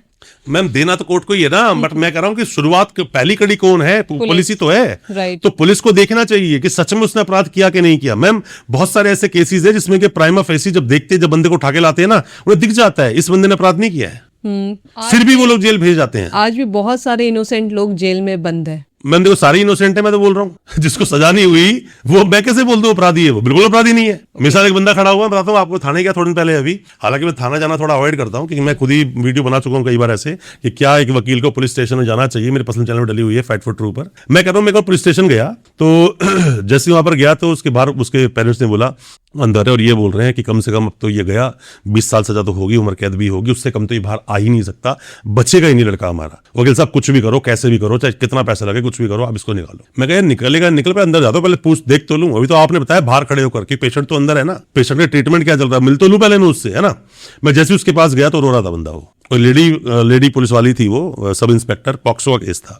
तो मैं उसके पास गया, मैं क्या हुआ, पॉक्सो का केस था, कितने साल का बच्चा था? उस लड़की की उम्र थी लगभग 17 साल। ओके, और लड़के की? लड़के की थी लगभग 24 साल। ओके। तो मैं जैसे उसके पास गया, मैं हुआ क्या, तो पुलिस वाली बोलती नहीं अभी आप नहीं मिल सकते, क्योंकि मैं ना जीन्स और टी शर्ट में था, मैं घर से सीधा ही चला गया था मैं। तो मैंने कहा जी मैं इसका एडवोकेट हूँ, वीरेंद्र वर्मा मेरा नाम है। तो वो कहती वकील साहब पर आप मिल नहीं सकते। मैं कहा मैं नहीं मिल सकता मैडम, 41D CRPC पढ़ना चाहिए आप, और देश का संविधान भी पढ़ना चाहिए आपको, और मैं नहीं मिल सकता तो इमीडिएटली मैं एप्लीकेशन लिखता हूँ, आप उस पर स्टैम्प मारो और बोलो हम वकील को अलाउ नहीं कर सकते, रिटर्न में दो, खत्म बात। लड़ने की मैडम जरूरत ही नहीं है, मैं क्यों लड़ूंगा आपसे? कहीं नहीं वकील साहब अभी तो हमारी पूछताछ बाकी है। बेशक पूछताछ बाकी है। Right against the self incrimination, आपको ही आपके खिलाफ गवाही देने के लिए मजबूर नहीं किया जा सकता, देश का कानून बोलता है ये। बेशक इसने अपराध किया हो, आप इससे इसके खिलाफ ही लोगे, मैडम ले भी लोगे, कोई स्टेटमेंट ले भी ली, कोर्ट में एडमिसिबल थोड़ी कर क्या रहे हो आप, क्योंकि आपने कर दबाव क्या में रहे हो? प्रेशर डाल के आप उसके अगेंस्ट। तो फिर वो उसने बोला सर मैं पूछ के आती हूँ। मैं पूछा हो जगह पूछ कर आई, फिर वो कह रही सॉरी वकील साहब एक्चुअली मेरा पहला ही केस है ये। मैं कहा मैडम पहला केस है, इतने कॉन्फिडेंटली आप किसी इंसान को मना कर रहे हो, पहले पढ़ तो लिया करो ढंग से, पहले समझ तो लो चीजों को कम से कम। मैं कहा ठीक है मैडम जरा 2 मिनट में बात कर लो। मैंने बात करी, मैं सीन किया, पूरी बात बता। क्या सर हम दोनों सर रिलेशन में थे, अच्छा फिर हमारा सब कुछ चल रहा ठीक ठाक था सर। वो लड़की, हम शाम को चले गए तो लड़की ने तो बोला घर पे बोल के आई है, कुछ भी बहाना बोल के आई है, हम दोनों ऋषिकेश चले गए सर। जब तक यहाँ FIR हो गई, कंप्लेंट हो गई, मिसिंग कंप्लेंट लिखवा दी, वापस आया पुलिस ने धर लिया। और लड़की ने लड़के के अगेंस्ट, लड़की ने, अब जो लड़की की स्टोरी बाद में आएगी ना, पहले तो बाप की स्टोरी थी कि हमेशा किस आदमी पे उसका फोन ट्रैक करा, जब तक वो दिल्ली वापस आए थे उनको उठा लिया, लड़के उठा लिया। अब देखो ना, मैं अल्टीमेटली एडोलसेंस लव की जो बात आती है ना, कि मतलब कि देखो वो रोमियो जूलियट का कंसेप्ट अभी बोला कि भाई आप ऐसे नहीं सभी को जेल में मत डालो। मैंने उससे बोला, उससे जो थी सब इंस्पेक्टर, कि मैडम क्या आप इसको 20 साल की सजा दिला पाओगे? इतनी छोटी सी बात के लिए 20 साल की? नहीं, सजा तो 20 साल ही है मैडम, सेक्शन 6 में कम से कम 20 साल की सजा है। बिल्कुल ठीक बोल रही है वो अपनी जगह ठीक है। वही सिक्का उछाला तो सिक्का खड़ा हो गया। अब ना मैं उसकी सुनूंगा ना अपनी बोलूंगा। मैंने बोला कि मैडम क्या आप इसको 20 साल की उम्र की सजा दिला पाओगे? मैं consent is not rape but I know कि पॉक्सो में कंसेंट नहीं होता, बहुत अच्छे जानता हूं इस बात को। मैं कहा आप पढ़ लेना, मैं तो पढ़ लिया, आप 375 का पढ़ लेना, IPC का सेक्शन 76 में उसकी रेप की सजा लिखी है, 75 में डेफिनेशन लिखी है। मैंने तो पढ़ लिया। मैं मैडम सजा नहीं करा पाओगे आप इसको, इसलिए नहीं करा पाओगे, लड़की स्टेटमेंट चाहे कोई भी दे, लड़की भगा कर लेकर नहीं गया, आगे जाकर बहुत कुछ प्रूव करना होगा, वो सब प्रूव नहीं होगा क्योंकि अल्टीमेटली दोनों के बीच में कुछ हुआ नहीं है। और लड़की उतना डिटेल में बात भी नहीं कर पाई। मैम बताएं, जब वो बच्ची अपने पेरेंट्स के टच में पहुंचती है ना, तो वो भूल जाती है कि यही कबूतर था जो मुझे घुमा रहा था। अब उस कबूतर के एक ही जगह पिंजरे बंद होने वाला है, और कई ऐसे पिंजरे बंद होते हैं कि उसका ताला खुलता नहीं है, अंदर बैठे बैठे सजा हो जाती है, फिर वो सजा काट के 10-12 साल की बाहर आते हैं। कुछ कबूतर ऐसे होते हैं कि जैसे अंदर जाते हैं कोई ना कोई आके निकाल लेता है, कुछ महीनों में बाहर सजा होती नहीं है। मतलब पूरी फैमिली की लाइफ चौपट हो जाती होगी इन सारे केसेस से। ऑब्वियसली हो जाएगी। और जो लोग बाहर आ जाते होंगे उन्हें भी तो बहुत सारे टोंट भी सुनने को मिलते होंगे। मैम समाज ऐसा ही है, समाज ऐसा ही है। आज गलती से, अरे यहाँ पर तो कोई, मतलब मैं कह रहा हूँ किसी मोहल्ले की शरीफ औरत को कोई नहीं छोड़ता बोलने में, लोग भगवान को नहीं छोड़ा, माँ सीता को नहीं छोड़ा, कोई इंसान क्या सोचता है उसको छोड़ देंगे? अरे मतलब ही नहीं उठता। आप एक बार थाने जाओ तो एक बार पुलिस वाला आपकी बैल तो बजाए, देखना आसपास कितनी बातें बन जाएंगी, पूरे मोहल्ले के लोग जिनको फालतू, जिनको कोई पूछता भी नहीं है। देखो होता क्या, कोई इंसान लोगों के र्यूमर्स कौन फैलाता है? जिसकी कोई बात सुनना चाहता नहीं है, वो कहता कोई तो सुने, कोई तो सुने हमारी, कुछ तो कोई तो सुने, कोई तो मैं इंटरेस्टिंग कोई स्टोरी बनाऊं। जैसे पॉक्सो की बात हो रही है तो बहुत लोग लिव इन में रहते हैं, मैच्योर्ड हो जाते हैं, 18+ हो जाते हैं, 18 से कम, लड़का हो या लड़की हो, किसी भी तरह का रिलेशन बनेगा, कुछ भी सेक्सुअल इंटरकोर्स, सेक्सुअल चीजें कुछ भी होंगी, that is a rape. Okay, rape. Consent doesn't matter in this kind of cases. 18 साल से कम तो लिव इन लिविंग नहीं चलेगा इसके अंदर। डायरेक्ट उसे रेप की सजा हो जाएगी। नहीं, अब डिपेंड करता है टच की है, सेक्शन 8, 10, 12 लगाई या सेक्शन 4 या 6 लगाई, वो डिपेंड करता है। अरे उसको छोड़ो, मैंने तो फैमिली वालों को नाम डलते हुए देखा है जिसकी फैमिली ने कुछ कराई नहीं बेचारे ने, पॉक्सो में फैमिली सेक्शन का नाम 17 लगा दिया उसके ऊपर कि हाँ ये बंदा अबेटमेंट में था, कि इसने झूठ बोला। मतलब इसकी भी मिली भगत है इनकी दोनों की रिलेशन बनवाने में। मतलब मिसयूज। अब आप यहाँ पे खड़े हो, मान लो कि हम लोग यहाँ पर हैं, कोई भी अगर ऑफेंस हो जाए तो बचेंगे ये साथ वाले भी नहीं। अब मान लीजिए यहाँ पर आपने कॉल वॉल कर पैसे की ठगी वगी कर ली, कुछ भी कर ली, तो अगर वो यहाँ पर थे भी ना तो 120B में डाल देंगे इनको। ओके कि ये भी उसमें शामिल थे, षड्यंत्र का पार्ट ये भी है। ओके। कॉन्ट्राबैंड में अगर आ गया तो यहाँ पे उठा के इनको सेक्शन 29 में डाल देंगे। एनडीपीएस का मामला अगर आया कि ये भी इसी का पार्ट है, पॉक्सो में आया सेक्शन 17 में डाल देंगे, ओके। लड़ाई झगड़े का आया 34 में डाल देंगे। ये सारे सेक्शन से जस्ट लाइक कि जो बॉयफ्रेंड गर्लफ्रेंड के रिलेशंस होते हैं, लोग 4 साल 5 साल लव रिलेशन में रहते हैं, उसके बाद एक पार्टनर शादी से पीछे हट जाता है, फैमिली नहीं एग्री हो रही है, तो क्या उसमें भी कोई चीटिंग का कोई सेक्शन लगता है? मैम, जब कोई इंसान किसी पे केस करता है ना, वो चाहता है कि सीरियस से सीरियस एलिगेशंस लगाओ, और जब खुद पे कोई केस हो रहा होता है बंदा कहता है कम से कम सेक्शंस में वो बुक हो। ये तो होता है ना। करेक्ट। ये जो होता है ना मैम कि दोनों के रिलेशन बाद में रेप की एफआईआर दर्ज करवा देना, ये केस बहुत आते हैं। बट पहले तो ऐसा नहीं था, बट पिछले कुछ सालों में जजिस ने ऐसे ऐसे ऑर्डर्स दिए हैं जिसके अंदर की दिखाई दिया, एक जजमेंट आया बड़ा क्लियर कि कंसेंट इज नॉट रेप। जब से ये आया तो जजिस का एक केस को सुनने का या समझने का थोड़ा सा तरीका बदल गया। जैसे अपना देखो यहाँ पे 2 सेक्शंस बताता हूं, एक 69 BNS, एक 64 BNS। ठीक, एक होता है फॉल्स प्रॉमिस ऑफ मैरिज, एक है रेप। ठीक, अब इसके अंदर क्या आता है कि कोई भी लड़का लड़की के रिलेशन में है, लॉकडाउन में, रियल केस बता रहा हूं मैं आपको, बताऊंगा किसी और तरीके से। लॉकडाउन में एक लड़का लड़की मिलते हैं, लड़का ऑलरेडी मैरिड है, उसका 1 साल का बच्चा है। लॉकडाउन में लड़का लड़की रिलेशन में आए, वो लड़की उसकी गली में ही रहती है, लड़की अच्छी एजुकेटेड है, ठीक ठाक जगह वो जॉब भी करती है, दोनों का रिलेशन बना, वो लगातार 2025-26 तक घूमते रहे, यहाँ जाते रहे वहां जाते, रिलेशन लगातार बनता रहा लेके 25-26। सुनो पूरी स्टोरी बताता हूँ मैं आपको। वो घूमते रहे, सब कुछ जिंदगी चलती रही आराम से। चलते चलते एक दिन पता चल जाता है इस लड़के की वाइफ को, इसकी वाइफ, इसकी माँ और इसकी सिस्टर उसको लड़की को घर बुलाते हैं, आपस में लड़ाई झगड़ा होता है, लड़की को सब पता चल जाता है, लड़की पुलिस स्टेशन जाती है और एक एफआईआर लॉन्च करवाती है कि इसने धोखा दिया, मेरे साथ रेप किया, पहली बार रेप किया था 2020-21 में, फिर ये मुझे झांसा देता रहा और लगातार मेरे साथ रिलेशन बनाता रहा।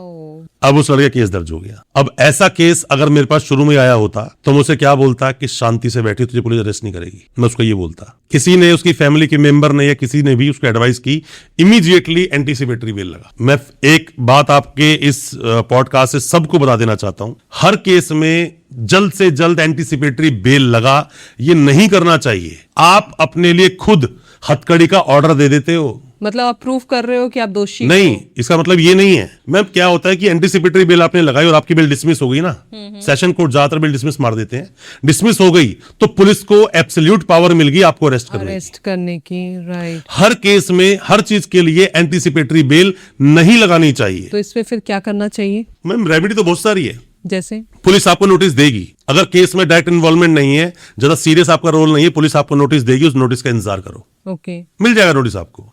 आपने जगह अपनी बदल दी, कोई नोटिस आपके पास आ जाएगा।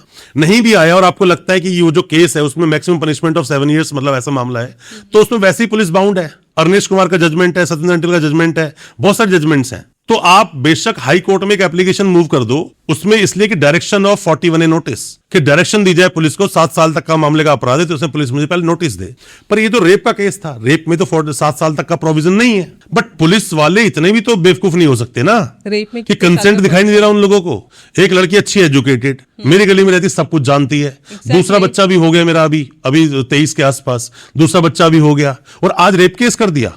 कोई अननोन बंदा तो था नहीं, आपके पड़ोस में ही था। और फॉल्स प्रॉमिस ऑफ मैरिज में करूंगा कैसे? मेरी तो ऑलरेडी शादी हो रही, दूसरा बच्चा हो गया मेरा।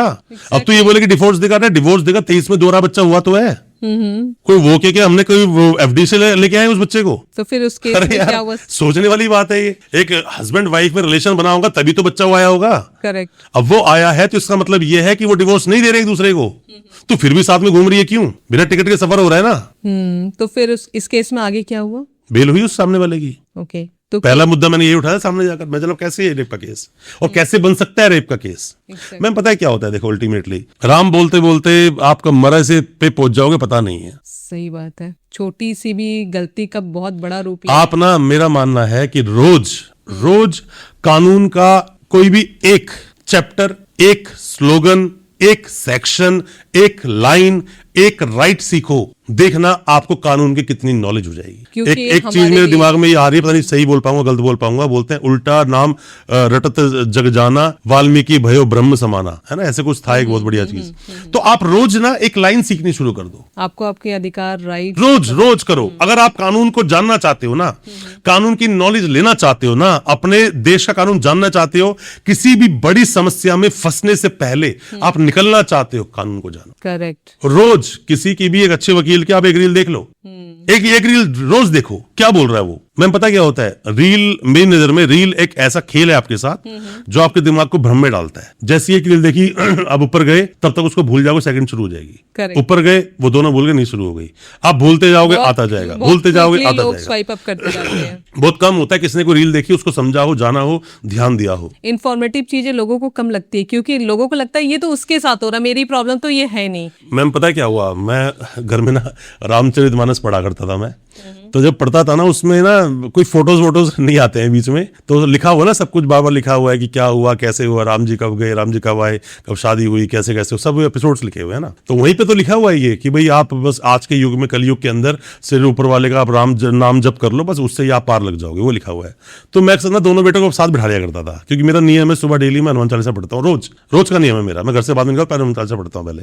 तो जब पढ़ता था मैं, तो मेरे बेटा मेरे बैठ के बोलता था, थोड़ी देर में वो बोर हो जाया करता था। मैं बोर क्यों होता है पापा, आप जो पढ़ रहे हो ना बता तो रहा ही नहीं, हमारे तो हर एक हम पेज पलटते हैं वहां पे एक ना एक फोटो बनी होती है पापा, तो समझ आता है क्या लिखा हुआ है ना। तो उसी तरह से जब ये रील देख रहे होते हैं, रील जब देखते हैं, या तो रील में ना जैसे आजकल तो रील आती है, एक बंदा बोल रहा है, नीचे बहुत बड़ी स्टोरी चल रही है, विजुअल्स चल रहे हैं, है ना, तो कनेक्शन। अभी आप और मैं जो पॉडकास्ट कर रहे हैं, इसमें भी अगर लोग अगर अपना वो कनेक्ट नहीं कर पाए, या देखेगा वही जिसको जरूरत है। पहली बात तो यहां तक जो पॉडकास्ट पहुंचा होगा ना, समझ जाना कि उस इंसान को कानून जानने की जरूरत है और कानून जानना चाहता है, या वकील साहब होगा कोई नए वकील साहब या लॉ स्टूडेंट होंगे।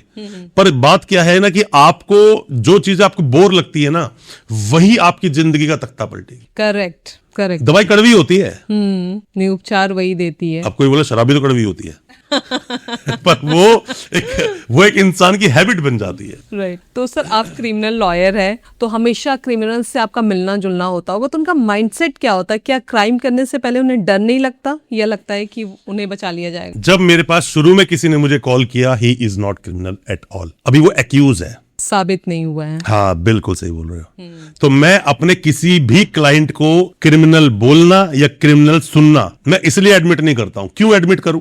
अगर मैंने एडमिट कर लिया क्रिमिनल, तो मतलब केस पहले ही आ गया ना, केस शुरू ही नहीं हुआ अभी तो। अभी तो केस शुरू ही नहीं हुआ, मैं कैसे बोल दूं अपने बंदे को? मैं एक दिन मैं कोर्ट में था, मेरे क्लाइंट को मर्डर केस के अंदर था, वो हथकड़ी लगा कर ले आए। मैं दूसरे कोर्ट में था, वो बैठा हुआ था, मैं दूसरा केस करके गया, तो मेरे दो जूनियर मेरे वहां थे कोर्ट के अंदर खड़े हुए। तो मैं कोर्ट में जैसे ही पहुंचा, मैं जाके बैठा, मैंने एक नजर पड़ी, मैं हथकड़ी, मैं जनाब मैं फटाफट पहुंचा, केस चल रहा था, मैं जनाब मुझे कुछ मेंशन करना है। वो कह रहे हाँ बताइए। मैं जनाब किसी को बिना परमिशन के तो हथकड़ी लगाकर कोर्ट में नहीं ला सकते, और मेरे क्लाइंट के अगेंस्ट कोई ऐसी परमिशन ली है पुलिस ने, मेरे पास तो ऐसी कोई इंटीमेशन है ही नहीं। मर्डर केस में लेकिन किसी भी केस में मैडम, किसी भी केस में आप कोर्ट से परमिशन लोगे? मैंने जनाब मेरे पास तो इंटीमेशन नहीं, नॉलेज भी नहीं मेरे को इस चीज की, तो हथकड़ी लगा कैसे कोर्ट में लेके आ गए? तो कोर्ट में उन्होंने बुला लिया, उन्होंने आजा भाई तू आजा, जो पुलिस वाले लेके आया था, हथकड़ी क्यों लगा रखी है? कह सर मुझे तो डायरेक्शन यही थी। किसने डायरेक्शन दिया आपको ये हथकड़ी लगा के लाने की? अब आप सोचो कि उस दिन मेरे उस क्लाइंट का, जिसका भी नाम मर्डर केस में आ रखा है, उसका कितना सीना चौड़ा हो गया होगा। लेकिन सर आरोप साबित होने से पहले भी जब मुलजिम को कोर्ट में पेश किया जाता है, तो मुलजिम को ना, तो तब भी उसके हाथों में हथकड़ी लगी होती है। नहीं, बाहर लगा लो आप, कोर्ट के बाहर लगाओ आप, बेड़ी लगा के ले आते हैं बहुत से लोग, तो आप ले आओ ना, मना कौन कर रहा है आपको? अरे उसको छोड़ो, मैं तो घर में अपने देश के लगभग सभी स्टेटों में गया हूँ, ऑलमोस्ट मैंने वहां पे देखा है, किसी को तो रस्सी से बांध देते पीछे, हाथ ऐसे करके रस्सी बांधी होती है, यहाँ तक रस्सी बांधते हैं, वो अंदर लेके चल रहा होता है। ये कोई भेड़ बकरी है क्या? बैल है क्या? मतलब कोई जानवर है क्या? इंसान की डिग्निटी पूरी ताक पर लगा दी 2 मिनट के अंदर। आर्टिकल 21 का clear violation, life and liberty. अगर डिग्निटी की एक तरफ आप बोलते हो कि किसी इंसान को आप तू भी नहीं बोल सकते, करेक्ट, लाइफ एंड लिबर्टी की बात हो रही है। एक तरफ जो इंसान अभी अंडर ट्रायल प्रिजनर है, उसको तुम ऐसे जानवर की तरह पकड़ के लेकर आ रहे हो, कहां है उसकी डिग्निटी? मैं मानता हूं देश का कानून यही बोलता है, जब किसी पे इस तरह का कोई भी केस दर्ज होता है, तो उसके जो फंडामेंटल राइट्स है श्रिंक हो जाते हैं। श्रिंक का मतलब एब्सोल्यूट डेड कर देना नहीं होता। ओके। आप ऐसे कैसे उसको हथकड़ी लगा के अंदर बिठा के रखा हुआ है? लेकिन कई बार तो ऐसा भी होता है ना कि जो ट्रायल चलते रहते हैं केसेस के, और कुछ केसेस ऐसे होते हैं जिसमें बेल नहीं मिलता है और आरोप साबित होने से पहले भी आरोपी को जेल में रहना पड़ता है, और उसके बाद जब ये साबित होता है कि ये निर्दोष है तो कहीं ना कहीं उसकी डिग्निटी या उसके जो 5 इयर्स 4 इयर्स जो जेल में बीते हैं, कौन कंपनसेशन देगा उसका, कौन देगा, सवाल यही तो है। क्योंकि अभी एक मैं न्यूज देख रही थी कि 5 इयर्स वो जेल में रहने के बाद प्रूव हुआ कि वो निर्दोष है। मैम जब तक बच्चा रोता नहीं ना दूध नहीं मिलता उसे। करेक्ट। ये जो आदमी जेल में था ना, जो 10-20 साल काट के आ गया और उसका कोई अपराध ही नहीं था, उसके वकील साहब लगाएंगे अब रिट यहाँ पर। ओके। वो बोलेंगे एक इंसान निर्दोष जिसको आज आपने सजा मुक्त कर दिया, जिसको निर्दोष आपने प्रूव कर दिया, उस इंसान ने अपनी जिंदगी के 30 साल जेल में काटे किस लिए? जिस अपराध में पुलिस के पास प्रॉपर एविडेंसेस नहीं थे और एविडेंसेस को टेम्पर करके या एविडेंसेस के अंदर छेड़छाड़ करके आपने लगा कर सजा सुना दी, तो इसके वो 30 साल कौन वापस ला कर देगा? इसको जानता कौन है बाहर? एग्जैक्टली। अब वो कुछ करने के लायक भी तो नहीं है। नहीं, लायक तो है, पर बात ये उसको काम देगा कौन? एग्जैक्टली। उतने साल जो उसने अपनी लाइफ में गवाए हैं वो कहाँ से वापस आएंगे? मैम कुछ लोग तो जेल में बैठे ना खुद ही बोलते हैं यार बाहर जाना ही नहीं है। ऐसा क्यों? करेंगे क्या बाहर जाके? कह रहा जिंदगी का 70-72 साल में जिंदगी चल रही है आज, अगले 2-4-5 साल 10 साल और। वाइफ बाहर डेथ हो गई, 2 बच्चे थे, वो कहाँ है मुझे पता नहीं, मिलने कोई मुझसे आता नहीं। मर्डर हुआ था उसके छोटे भाई का उसके हाथ से। कह रहा मुझे सजा मिल गई, मुझे उम्र कैद की। कह रहा बाहर जाऊं तो किसके पास जाऊं, किससे जाकर मिलूं? बाहर समाज को फेस करने से डर लगता है। नहीं, वो कह रहा है मुझे खाना पानी सब मिल तो रहा है। तो एग्जैक्टली जेल के अंदर खाना पानी सब मिल रहा है, जेल मुझे सैलरी भी दे रहा है, अंदर पैसे मिलते हैं ना काम करने के। कह रहे पैसे ही मुझे मिल रहे हैं, मैं बाहर जाके करूंगा क्या? तो जेल के अंदर की रियल लाइफ कैसी होती है? मैम देखो, अल्टीमेटली जेल की जो लाइफ है ना वो हाई टेंशन तो होती है, आप बोल सकते हैं बिल्कुल कि कोई भी अंदर जो अंदर बैठा है या तो बहुत पैसे वाला है। देखो सोने का पिंजरा भी है तो पिंजरा ही ना। करेक्ट। जो उसके अंदर बंद है उसके दिल से पूछो कि क्या वो भुगत रहा है अंदर। तो जेल अल्टीमेटली सही नहीं है। वैसे देखा जाए जो फर्स्ट टाइम इंसान जेल गया उसके लिए वो जो जेल है ना वो आश्रम की तरह काम करता है। सुबह टाइम से उठना, टाइम से खाना देना, टाइम से सोना, सब चीजें जाके उनकी एक्सरसाइज करवाना, सुबह प्रेयर करवाना, ये एक आश्रम की तरह काम करता है। बट जो रिपीटर्स है ना, जो हैबिचुअल ऑफेंडर्स हैं, हैबिचुअल ऑफेंडर तो क्या बोलूं, रिपीटर ही बोलता हूं उनको वर्ड, कि 2-3-4 बार जो जा चुके हैं वो तो जानते हैं ना जेल कैसा है। मैं पता है मैक्सिमम लोग वो जो रिपीटर हैं उनके दिमाग से ना जेल का डर निकल जाता है। वो कहते हैं वकील साहब जितना जल्दी हो सके थाने से निकालो मुझे, जेल तो मैं देख लूंगा। जितना जल्दी हो सके थाने से निकालो। थाने में कितने देर रोकने का? थाने में देखो ऐसा होता है कि रिमांड मिलता है ना, एक केस में किसी का नाम आ गया, 7 दिन का रिमांड ले लिया, 7 दिन के लिए पुलिस स्टेशन में है वो।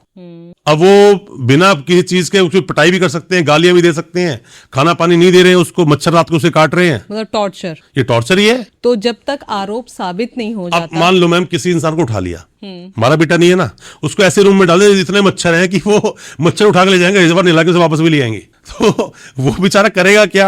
टॉर्चर ही तो है ये, और क्या है? जस्ट लाइक कि मेरा क्वेश्चन है कि पुलिस कई बार रिमांड में लेती है और रिमांड में लेके बहुत बुरी तरीके से पिटाई करती है। Remand does not mean that police will take you in custody and they will beat you mercilessly. That's not mean exactly. Remand means when they are taking you in custody and they are asking you some different kind of questions and they are investigating their matter. मतलब कि आपको custody में ले लिया, अब वो पूछताछ करेंगे। बट वो इन्वेस्टिगेशन के दौरान तो किसी भी तरीके से सख्ती तोड़ देते हैं मैडम वो बंदे को, इतना बुरा हाल कर देते हैं। मैं कई बार बोलता हूँ जब बंदा बाहर निकलता है ना किसी पुलिस स्टेशन से, तो वो बंदा लंगड़ा के क्यों चल रहा होता है? ऐसा क्या हुआ था साथ को उसके साथ में? यूरिक एसिड बढ़ गया रात रात में, लग रहा है मुझे उसका। तो क्या पुलिस को मारपीट करने का? वही तो मैं सवाल पूछ रहा हूँ। वो कल तो ठीक गया था, रात रात में यूरिक एसिड बढ़ गया उसके, क्यों चल नहीं पा रहा है? क्या हुआ साथ में उसके? और सही से देखा तो उसे पट्टी बंधी हुई है। हुआ क्या? और कुछ भी हुआ, वो जिम्मेदारी किसकी? पुलिस की। ये पुलिस की कस्टडी में था वो, राइट। पर आवाज कौन उठाए? कोई आवाज नहीं उठाता। तो क्या मैजिस्ट्रेट को पता नहीं होता है कि इनके साथ क्या हुआ है? बात वही, जो बच्चा रोएगा दूध उसी को मिलेगा। ओके, आप नहीं रोगे तो आपकी बात नहीं आप शांति खड़े रहो। अरे डेली मजिस्ट्रेट साहब के पास कितने लोग आते हैं, वो आया देखते भी नहीं सही से। बंदा आया, फाइल आई, अच्छा क्या करा, ये करा, ओके, कितने दिन का रिमांड? 7 दिन का। कोई 7 दिन का भाई, अगर वकील को खड़ा वकील करा रहे, जनाब पहले पढ़ तो लो, वो क्या बोला? 7 दिन का रिमांड मांग रहा है। एक बंदे को ढूंढने के लिए जाना है जो बंदा गाजियाबाद में रहता है और ये खुद पुलिस स्टेशन करोल बाग का है, तो जनाब 1 घंटे में जाना आना हो जाएगा। 7 दिन किस चीज के लिए दे रहे हो आप इसको? अच्छा गाजियाबाद है, गाजीपुर पढ़ लिया होगा, गलत पढ़ लिया होगा, बिहार का देख लिया होगा। नहीं अच्छा ठीक है, 1 दिन का रिमांड, 2 दिन का रिमांड। अब 5 दिन गायब हो गए ना, तो रिमांड 2 दिन का मिला। ये लोगों के ना भ्रम है, लोगों को गलत लोगों ने एडवाइस किया हुआ है कि वकील की जरूरत आपको पड़ेगी जब कोर्ट में चार्जशीट लग जाएगी, केस का ट्रायल शुरू हो जाएगा। नहीं, तो ये मैं क्रिमिनल प्रैक्टिस की बात कर रहा हूं और अपने पर्सनल एक्सपीरियंस की बात कर रहा हूं। बेटा तेरे को जरूरत तब भी है जब तूने कोई अपराध नहीं किया था, तब भी तेरे को वकील की जरूरत है। क्योंकि वही आपको सारी चीजों से रूबरू एग्जैक्टली करा सकते हैं। बड़े बड़े जो हाउसेज होते हैं ना, बड़ी बड़ी जो कंपनीज होती हैं, इन हाउस टीम होती है वकीलों की उनके पास। जस्ट लाइक मैं समझ रही हूँ सारी चीजों को जो आप बता रहे हो, तो लोगों से मैं पूछती हूँ, जो एक केस मैं बता रही थी कि 2 दिन तक उसे कस्टडी में लिया गया था और फैमिली को इन्फॉर्म नहीं किया गया था। तो जब मैंने पूछा, मैंने बोला कि आपको प्रॉपर एडवोकेट के साथ थाना विजिट करना चाहिए था, बिल्कुल करना चाहिए तो था। आपको क्वेश्चन करना चाहिए था कि किस जुर्म में आपने उठाया है। बट उनका ये रिप्लाई था कि अगर हम लोग जाते तो हमें भी पुलिस थाने में नहीं, बैठा डर लेती। है ना, देखो डर है और ये डर बना रहेगा। क्योंकि उनका ये कहना था कि ऊपर से पॉलिटिकल प्रेशर था इनके ऊपर, तो हमें भी कोई केस डाल दिया जाता। पुलिस वाला कुछ भी एक्शन करेगा ना, और कुछ भी गलत कर रहा होगा या कुछ भी तरीके से आपकी बात को नहीं सुनना चाहता, उसका पहला पैतरा होता है कि ऊपर से ऑर्डर है। ऊपर से क्या भगवान का ऑर्डर है क्या? कानून अबे तो आईओ सबके तू ही लिए है, इक्वल है। इन्वेस्टिगेटिव ऑफिसर तू ही है, तुझे सब पता है क्या गलत और क्या सही। पुलिस फ्रेम कर देती है बहुत से लोगों को, उस केस में भी जिस केस में उसका नाम नहीं था, पुलिस फ्रेम करती है। इससे आप कोई बचाव, कोई अछूती चीज नहीं है इसके अंदर। कानून इसलिए बोलता हूं, कानून को जानो जरूर, कानून को मानना नहीं है। फिर बोल रहा हूं, कानून को मानना नहीं है, कानून को जानना है। अगर आप कानून को जानोगे तो मेरा मानना है सामने जो आपको अरेस्ट करने के लिए आया है, जो अपने आप को कानून का जानकार समझता है। एक बहुत बढ़िया बात बताता हूं कि हर मस्जिद पे बैठ के कौवा ये सोचता है मैं ही मौलवी हूं, अजान होते उड़ जाता है वो। जब पुलिस वाला घर पहुंचे ना, कानून बताओ उसको बताओ कि सर मैं एडवोकेट तो नहीं हूं बट मैं कानून जानता हूं सर, आपको जो करना है मेरे साथ करो, पर पोलाइटली, ऐसे नहीं कि चौड़े होकर बोल रहे हो। देखो मैंने पता क्या होता है, मैंने देखा है कि ना कि नई किसी इंसान को बोलते ना कि अंधे को जिस दिन आंख मिलती है सबसे पहले अपनी उसी लाठी को लात मारता है वो। जस्ट लाइक मुझे अभी हाल का ये केस याद आ रहा, मैं यहाँ के बहुत बड़े हॉस्पिटल में गई थी दिल्ली का, मैं नाम नहीं लूंगी, तो वहाँ पे कुछ ऐसा केस हो गया था जिसके बाद ना पुलिस से कोई आए थे उनसे मिलने के लिए, तो उनका जो बैठने का तरीका था, बातचीत करने का तरीका था, मतलब बिल्कुल मतलब बहुत गलत तरीके से वो बैठे हुए थे चौड़े में, है ना। और जो सामने वाला था वो बहुत जानकार था। जब उन्होंने अपनी जानकारी, अपनी इंफॉर्मेशन उनके सामने रखनी शुरू करी, तो उनका बैठने का तरीका और बात करने का तरीका बिल्कुल चेंज हो गया, एकदम पोलाइट हो गया। तो कहीं ना कहीं इन्फॉर्मेशन बहुत मैटर करता है। मैम देखो जरूरी है, मैं तो हमेशा एक वो बोलता हूँ, हमेशा डायलॉग मारता हूँ उसके अंदर की, बोलते ना स्वदेशे पूज्यते राजा विद्वान सर्वत्र पूज्यते। जो राजा होता है ना उसकी बूझ बस उसके राज्य में होती है, इसलिए वो राजा है, बस इतनी सी बात है। अब विद्वान तो हर जगह है, हम वकील हैं। हम वकीलों को मैडम कहीं भी भेज दो आप, पूरे देश में ना कोई बड़े से बड़ा अफसर रैंक सोचता हो ना कि नहीं भाई मैं तो यहाँ का बॉस हूँ, सब कुछ कर लूंगा, और वकील नजर में कुछ गलत होता हुआ नजर आ गया, अब वकील को भेज देना ना, उसको सीधा करके आ जाए, वहीं बैठ के चाय कॉफी सब कुछ पी के आएगा वकील और उनसे बात करेगा, सर देख लेना करना क्या है। वकील ना ऐसा नहीं करता मैम, जैसे कि पुलिस वाला तो कर लेगा कि ये नहीं करूंगा इतने पैसे दे दे, इतने पैसे भेज दे, वकील ये नहीं करता। वकील ने आपसे फीस एक बार ले ली ना, अच्छा वकील है तो वकील फिर भिड़ जाएगा आर या पार। वकील कहता छोड़ना, मेरे साथ जो होगा मैं देख लूंगा। वकील कहता है मेरे साथ जो होगा मैं देख लूंगा, तेरे साथ मैं खड़ा हूं, बात खत्म, मेरे साथ कौन खड़ा है, ऊपर वाला खड़ा है, मैं देख लूंगा जो भी होगा, तू बता किससे पंगा लेना है। आपने कांड को मैम बड़ी टफ लाइफ में बार बोलता हूं, वकील की लाइफ बहुत टफ है, बहुत टफ है, ऑनेस्टली बहुत टफ है। उन वकीलों की लाइफ बहुत टफ है जो सच में काम करना चाहते हैं, एग्जैक्टली जो सच में अपने केसेस को लड़ना क्योंकि चाहते हैं। कई केसेस में होता है कि बड़े बड़े केसेस में जैसे मैं कहती हूँ बेल मिल जाते हैं, और कई बार छोटे छोटे केसेस में जेल हो जाता है, तो कहीं ना कहीं एडवोकेट के ऊपर भी डिपेंड करता है। मैम देखो ऐसा होता है, आपने देखा होगा कि एक डॉक्टर ना बार बार, एक डॉक्टर जब आप दवाई नहीं जाते 5 गोली क्यों देता है? आपने बोला कि मेरे दर्द है सर में, गोली 4-5 देगा, क्यों? एक देना। उसी तरह से जब एक वकील के पास, ढंग के वकील के पास, मैंने क्या बोला, वकील अच्छा वाइसफुल, मतलब कि अच्छा विद्वान होना चाहिए, नॉलेज अच्छी होनी चाहिए, जिगरा होना चाहिए, कॉन्फिडेंस होना चाहिए। चौथा, अगर वो फैमिली से स्ट्रांग है, फिर तो ये डेडली कॉम्बिनेशन हो गया, वो बख्शेगा नहीं सामने वाले को, पीछे पड़ जाएगा वो, फिर तो वो भागेगा जब भागना है। तो इसी तरह से जब आप वकील सामने जाके बैठते हो ना, तो वकील आपके पहले केस को सुनता है, वो बिल्कुल वैसे काम जैसे डॉक्टर काम करता है। आपके पेपर लेगा, चार्जशीट लेगा, कनेक्ट करेगा, ये केस उससे, ये केस उससे, और एक मीटिंग में सब कुछ नहीं होता है। ये कई बार एक वकील साहब 2-3 मीटिंग के लिए बुलाते हैं। पहली बात तो वकील में इतना टाइम ही नहीं कि आप फोन लगा वकील साहब मिलने आना है, वो कहता भाई टाइम है नहीं, मेरे आराम से बैठ, तू मुझे काम करने दे। और जो बार बार करते सर मिलना है, सर मिलना है, सर मिलना है, वकील कहता है ऑफिस जा, फाइल ओवर चलता बन, टाइम नहीं मेरे पास तेरे लिए, दूसरा केस आएगा। टाइम नहीं है, ऑनेस्टली टाइम नहीं है। मैम एक वकील के पास डेली 10-12-15 मैटर लगे हुए हैं, मान लो मेरे पास डेली 10-12-15 मैटर लगे हुए हैं, मैं अपने केसेस को ना देखूं? जैसे ही मैं कोर्ट से आऊंगा ना, कोर्ट से आते 3-4 बजे के आसपास नेक्स्ट डे की फाइल पढ़नी पड़ेगी मुझे, वो सारी 14-15 फाइलें पढ़नी मैं पड़ेगी। फिर से अपने क्वेश्चन पे शिफ्ट करती हूँ। मैं अब आपके क्लाइंट्स को क्रिमिनल नहीं बोलूंगी, बट जो आपके पास जो क्लाइंट्स आते हैं नहीं, अब क्रिमिनल मैं उनको सुनता ही नहीं है। अगर पुलिस वाला बोलते क्रिमिनल धर लेता हूँ उसको। Okay. क्रिमिनल कैसे बोला भाई, क्रिमिनल मत बोल तू अभी लड़के को इसको। ओके, तो जो क्लाइंट्स आते हैं जिनसे जाने अनजाने या जानबूझकर कुछ एक्यूज ऐसे बोल सकते हो आप, एक्यूज जो आते हैं, जो ऐसे केसेस उनसे हो जाते हैं, तो उनका माइंडसेट क्या होता है, कैसे उनसे मर्डर हो जाता है, कैसे बड़े बड़े अपराध हो जाते हैं उनसे? मैम देखो, अल्टीमेटली ये वर्ड बोलना कि कैसे उनसे अपराध हो जाता है, अपराधी तो हो गया वो, कैसे उनका उस केस में नाम आ गया, ये वर्ड बिल्कुल ठीक है। कैसे वर्ड उसका नाम आ गया, अब नाम आने के मैम बहुत सारे कारण हो सकते हैं। मैम पता क्या होता है कि पहली बात तो देश का कानून ही तो बोलता है कि सबसे पहले प्रोसिक्यूशन को अपना case beyond of any reasonable doubt prove करना पड़ेगा। ये मेरा काम नहीं है केस को प्रूव करना, पहले किसके काम है, स्टेट का। पहले सरकार प्रूव करेगी इसी बंदे ने मर्डर किया, इसी बंदे के पास एनडीपीएस का कॉन्ट्राबैंड जो भी कुछ मिला, प्रोहिबिटेड चीजें मिली, इसके पास से मिली, पॉक्सो में बच्चे के साथ गलत इसी ने किया, या फिर इसी पुलिस वाले ने ही रिश्वत ली, डिमांड की, सेक्शन 8। डिफेंड करना हमारा काम है डिफेंड करना, हम पुलिस वालों को भी डिफेंड करते हैं। मेरे बहुत सारे क्लाइंट है पुलिस वाले जिन्होंने कुछ ना कुछ अपराध के पैसे ऐसे लेते पकड़े गए, तो ऐसे मामले भी तो आते हैं ना, सेक्शन 8 में आया था वो डिमांड, हम डिमांड पे केस लड़ रहे होते हैं। तो ऐसे बहुत सारे वो भी क्लाइंट है जिनका नाम उस केस के अंदर आ गया। अब केस में नाम तो आ गया, हम पहले जानते केस में नाम तेरा आया कैसे, हमको सब पता होता है। वो आदमी हमसे कुछ नहीं छुपा पाता, और जो छुपाता है हम कहते तेरी फाइल ये रही, हमारी मिलने की फीस दे और ले फाइल और चलते बनो, दूसरा कोई उन्हें टाइम लेगा। वो खुद ही बोलता है नहीं नहीं वकील साहब पूरा केस सुन लो, बता फिर, क्योंकि पूरा केस बता भाई, देख मैं तो तेरे साथ कॉम्प्रोमाइज करूंगा नहीं, मेरा काम है तेरा ट्रीटमेंट करना, और ट्रीटमेंट का मतलब दर्द तेरे होगा, दर्द मुझे भी होगा। जब तू जेल में होगा ना तो दर्द मेरे भी होगा कि मेरा क्लाइंट अब तक जेल में है। जब जब तेरी बेल डिसमिस होगी, तेरी फैमिली रोएगी, हम रोएंगे तो नहीं, बट कहीं ना एक आंसू दिल में हमारे भी गिरता है कि नहीं यार मेरे क्लाइंट की बेल डिसमिस हो गई।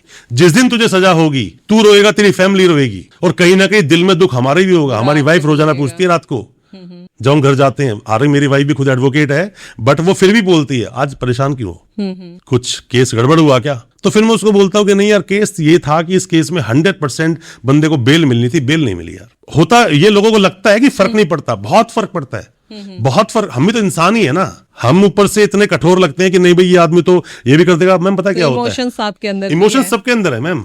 अच्छे इंसान में इमोशन होगा ही होगा। और पता है हर एक कोई भी बच्चा अपने बाप के साथ जब खड़ा होता है ना, वो जानता है इस दुनिया का सबसे सर्वशक्तिमान मेरा बाप ही है। करेक्ट, ये नहीं पिटने वाला किसी से, ये पीट देगा किसी को, मेरे चक्कर में पिटेगा नहीं। उसी तरह से जब एक क्लाइंट के साथ में उसका वकील साथ में खड़ा हुआ है ना, तो वो कहता है यही सर्वशक्तिमान है, और ये भरोसा उसको होना चाहिए अपने वकील पर। अगर ये भरोसा उसको अपने वकील पर नहीं है तो वो गलत वकील से केस लड़ रहा है। करेक्ट। जैसे अभी बेल की भी हम लोग बात कर रहे हैं, तो कई बार आजकल तो सब जगह सीसीटीवी रहते हैं, वीडियो फुटेज मिल जाते हैं, व्हाट्सएप चैट्स मिल जाते हैं, उसके बाद भी क्लाइंट्स को बेल मिल जाती है, कि उसको बेल मिल जाती है, ऐसा कैसे? मैम ऐसा होता है, उसमें ग्लिचेस बहुत सारे होते हैं। अब किसी ने बोला कि भाई यहाँ पर किसी इंसान की वीडियोग्राफी है, वीडियोग्राफी की हुई है, ठीक है। मैं आपको बड़ा एग्जांपल देता हूँ कानून के सेक्शन के साथ में। एक सेक्शन है 105 BNSS का, जिससे बोलते हैं कि सर्च एंड सीजर की बात करता है कि प्रॉपर वीडियोग्राफी होगी। मैं आपसे मैम सवाल पूछता हूं, अभी हम दोनों पॉडकास्ट कर रहे हैं, ठीक है, या मान लीजिए किसी भी ऑफिस के अंदर एक आदमी बैठा हुआ है, मेडिकल स्टोर में कोई आदमी बैठा हुआ है, दवाई बेच रहा है, पुलिस वाले ने सब कुछ रेड वेड करी, सब पकड़ लिया, बंदे को बिठाया कुछ चेयर पे, और सामने बहुत सारी मेडिसिन रख दी जो प्रोहिबिटेड मेडिसिन है, और बोलते हैं ये सब इसके पास से मिली, और वो सीजर मेमो बना रहे हैं। एक तो ये हुआ। एक होता है पुलिस वाले गाड़ी से होते हैं, वीडियोग्राफी चालू हो गई, वो अंदर घुसे, उससे तेरा नाम क्या है भाई, मेरा नाम ये, अच्छा भाई हमें इन्फॉर्मेशन है तेरे पास कोई प्राइवेट मेडिसिन है, सर्च कर रहे हैं, वीडियोग्राफी पूरी हो गई, सब देख लिया, वो वीडियोग्राफी लगभग कोई 1-1.5 घंटे की वीडियोग्राफी बनी। अब मुझे बताओ कोर्ट 100% किसको सच्चा मानेगा? सेकंड वाले को, है ना। पर पुलिस वाले पहले वाली बनाते हैं क्योंकि वो प्लांट करते हैं केस को। इसीलिए किसी भी वकील साहब को ऐसे मामलों में जिसमें कि सर्च करके कोई केस बनाना, सर्च करके, तो यहां पर 105 की एप्लीकेशन लगानी चाहिए। ओके, 105 की एप्लीकेशन लगाओ, उस वीडियोग्राफी को मांगो। अब जो आपने मुझसे पूछा, जहां से स्टार्ट हुई वहां से, बिल्कुल बिल्कुल वहां से मंगाओ। अब आपने जो बोला कि सर वो सब कुछ मिला, फिर भी हम ना मैम सही में भी, जैसे कि आपने मान लो कोई भी, आपने जब एक चार्जशीट बनती है ना, बहुत सारे एविडेंस लगते हैं, तो उनके नियम है कुछ हैश, मतलब एक नियम है। अगर कोई इंसान इलेक्ट्रॉनिक डॉक्यूमेंट लगा रहा है तो वो 65B का सर्टिफिकेट देगा। अब डॉक्यूमेंट तो लगा दिए, व्हाट्सएप चैट भी लगा दी, कॉल रिकॉर्डिंग भी लगा दी, पुलिस वाला 65B का सर्टिफिकेट लाना भूल गया। 65B का सर्टिफिकेट क्या? उसको अप्रूवल करना कि हाँ भाई ये सत्य प्रमाण है, ये डॉक्यूमेंट जेन्युइन है, वो लगाना भूल गया। उस डॉक्यूमेंट को कोर्ट में पढ़ाई नहीं जाएगा, वो वेस्ट हो गया वो।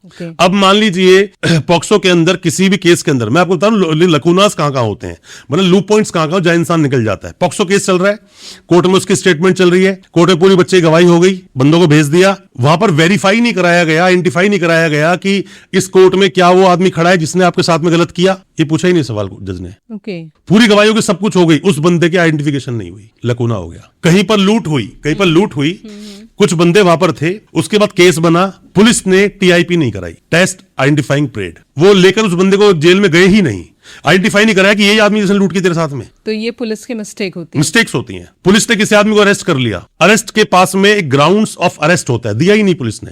ये ग्राउंड बोलता है, सेक्शन 47 भी बोलता है कि ऐसे में सामने वाले को बेल दी जाएगी, यही कानून बोलता है। ओके, बेल तो मिल जाएगी। ये पुलिस इंटेंशनली करती है? नहीं, कुछ जगह पे इंटेंशनली करती है। अब मान लीजिए 60 दिन और 90 दिन का प्रोविजन है चार्जशीट लगने का, करेक्ट। पुलिस चार्जशीट नहीं लगाई, हमने बेल मूव कर दी, डिफॉल्ट बेल मिल जाएगी सामने वाले को, 100% बेल अगर मिलेगी। 90 डेज में अगर चार्जशीट नहीं 10 साल तक की सजा के अपराध है तो ऐसे में 60 दिन में चार्जशीट आएगी। ओके, 10 साल से ज्यादा की अगर सजा के प्रावधान है 90 दिन में चार्जशीट आएगी। 91 दिन हो गए, चार्जशीट फाइल नहीं हुई, इमीडिएटली डिफॉल्ट बेल लगा दो, केस कितना भी सीरियस हो, बेल आपको मिलेगी, बेल मिल जाएगी, बिल्कुल बेल मिलेगी। ओके। 1-1.5 साल हो गया केस के अंदर, आदमी जेल में है, अब तक चार्जेस तक फ्रेम नहीं हुए, तो गवाह कब आएंगे? आप बेल लगा दो। स्पीडी ट्रायल का सबको अधिकार है। ओके। जहां जहां आपके कोई भी रूल टूटते हैं ना मैम, रूल टूटने का मतलब है आपको बेल मिलेगी। बस आपको पता होना चाहिए। पता होना चाहिए, मैंने वही बोला ना, विद्वान अधिवक्ता। जैसे जेल की बात हो रही है, जेल की लाइफ बहुत ज्यादा खराब होती है, आपने कहा नहीं, फिर भी आजकल जैसे गाने आ रहे हैं, एक खटोला जेल के अंदर, एक जेल के बाहर, तो ऐसा नहीं लग रहा है ये आने वाली यूथ को बहुत ज्यादा इन्फ्लुएंस कर रहे हैं कि आप कुछ ऐसा करो? मैम देखो, ऐसा होता है कि किसी भी चीज को ग्लोरीफाई जब करते हैं ना, ग्लोरीफाई, ये जो मूवीज आती हैं दिखाते हैं कि धुरंधर में उसने ऐसा कर दिया, उसमें एक एसपी असलम है उसने ऐसा कर दिया, है ना, पुष्पा मूवी आ गई, देखो उस बंदे कहां से कहां पहुंच गया। अल्टीमेटली यहाँ पे हो क्या रहा है, हम उसको ग्लोरीफाई करके दिखा रहे हैं और आने वाली जनरेशन को ये बता रहे हैं कि जो क्रिमिनल्स हैं उनकी लाइफ ऐसी होती है। हकीकत में देखो कितनी बुरी होती है, परिवार से नहीं मिल पाते, कब किससे एनकाउंटर मारे जाते पता नहीं होता, पूरी जिंदगी जेल में कट जाती है। हकीकत में तो सच में उनकी लाइफ बहुत बुरी बहुत होती है। बेकार लाइफ है। पर मैं आपको फिर भी एक बात बोलूंगा, चीजों ग्लोरीफाई करना, मैम देखो ऐसा होता है कि सबको नहीं बोलता, अगर मान लो कि 1000 अपराधी हैं तो 2-3 को अच्छी लाइफ मिल रही है, तो इट्स नॉट मीन कि सबको मिल रही है। अच्छी लाइफ मीन्स वही सोने का पिंजड़ा, बस वही सोने का पिंजरा ही है उनके पास। पर मैं ये बात अल्टीमेटली बोलता हूं कि आपको कुछ भी हो, ग्लोरीफाई करके अपराध को नहीं दिखाना चाहिए। एग्जैक्टली। आजकल के सॉन्ग्स, अरे बच्चे देखते हैं, बच्चों को मूवी देखो तो आप 2 मूवी लगा दो वहां पर, एक मूवी को ठीक ठाक फैमिली मूवी लगाओ, जो पुष्पा पुष्पा देखेगा बच्चा, वाह पुष्पा में क्या बात चल रही है ना, फिर वो पीछे पंजा लगाता है कि मेरे हाथ का ही वो लैंडमार्क बन जाता है। अरे क्या फालतू बुलशिट की बातें हो रही है खामा में। क्योंकि आजकल मतलब जैसे हरियाणा का भी एक वर्ड यूज करते, तो टोरा बनाना है लोगों को कि गन होना ही गन चाहिए। कल्चर बोलते हो आप इसे, गन कल्चर। गन कल्चर क्या, गन्स दिखाना, उसमें दिखाना। पर मैम ऐसे में तो क्या है कि वकील, आपने देखा होगा ऐसे गानों पे कई बार वकील जो आप जश्न ठोक देते हैं कि गन का जो प्रमोशन दिया जा रहा है, तो यूथ को बिगाड़ा जा रहा है। लोगों को मैम पता क्या होता है, लोग ना आवाज नहीं उठाना चाहते, और वकील थोड़ा पंगेबाज होता है। वकील तो फटाफट लगाया जाता है। मैं बोलता हूँ पंगा आपने वकील से ले लिया तो वकील पूरी जिंदगी तुम पे नजर रखेगा, तू बेटा गलती कर, देखते हैं तेरे को, छज्जा बाहर निकला 2 फीट एप्लीकेशन, गाड़ी बाहर खड़ी होती है एप्लीकेशन, बर्बाद कर देंगे अब पीछे पड़ जाएंगे तेरे।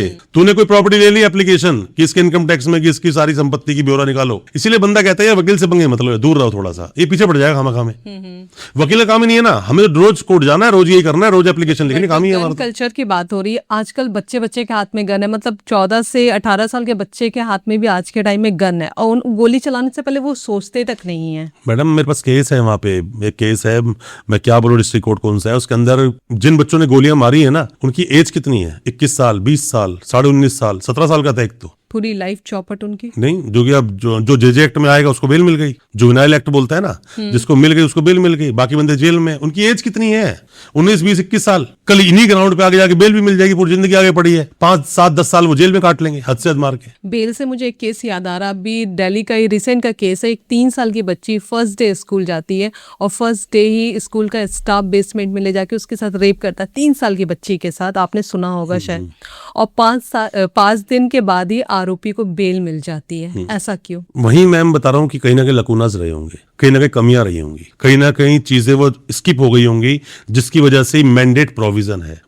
या तो हो सकता है सामने वाले की आइडेंटिफिकेशन ना हुई हो, उसको पहचानने से मना कर दिया गया हो, कारण बहुत सारे हो सकते हैं, मैंने वो केस पढ़ा नहीं है। पर मैं आपको एक बात बता रहा हूँ मैम कि देखो बेल लोगों को मिल जाती है वो बात ठीक है, बट ऐसे केस में आप बोलो सेटिंग से बेल मिल गई होगी, मैं नहीं मानता। सेटिंग से नहीं मिली होगी तो कहीं ना कहीं पुलिस की कमी रही। केस फाइल करते टाइम में कुछ हमने गलती तो केस ऐसे देखे मैम कि 3 महीने के अंदर सजा मिल गई बंदे को 20 साल की, 3 महीने में 3 साल तक केस की सुनवाई खत्म नहीं होती, 3 महीने में 20 साल की जजमेंट सजा आ हो गई। गया। हाँ, जजमेंट आ गया।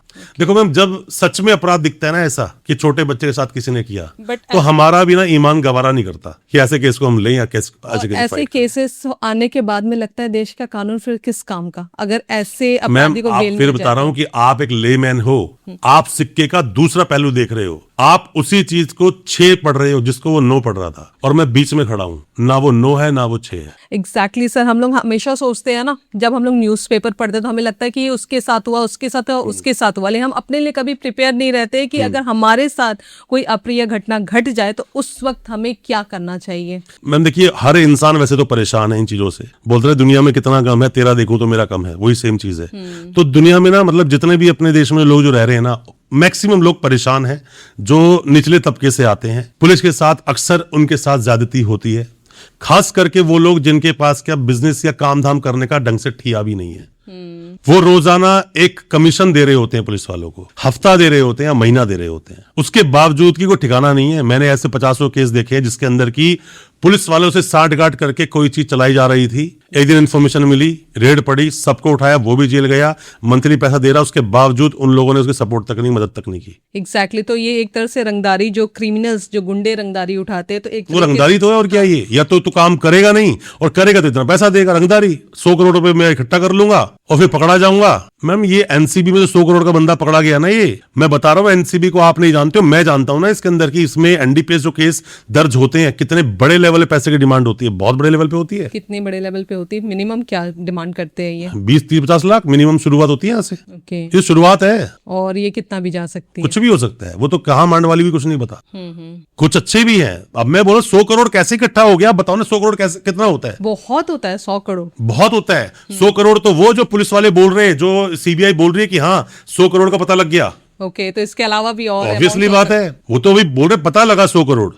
अगर मुझे कोई इंसान टटोलेगा तो वो पता लगा पाएगा जो ऊपर से दिख रहा है, करेक्ट। कितना पैसा है अंदर, कितना पता कैसे चलेगा। अभी जैसे हम लोग पुलिस वाले के करप्शन की भी बात कर रहे हैं, लगातार पुलिस वाले के मैडम मैं तो ये बोलता हूँ, आप ना जो भी कोई आदमी अगर काम करता है उसका पुलिस वालों से बाबर वास्ता पड़ता है ना, मेरे कहने से आप पीसी एक्ट पढ़ो, 1988 का जो एक्ट है ना, उसको पढ़ो जरूर आप, ओके, उसको पढ़ लो, आप समझ जाओगे पुलिस को सीधा कैसे करना है। PC act, PC act, okay, prevention of corruption act, आप जरूर पढ़ो। जो पढ़ लेगा ना उसको समझ जाएगा पुलिस कंप्लेंट क्या करनी है, वाह, बहुत सही है फिर ये। वो जरूर पढ़ लो।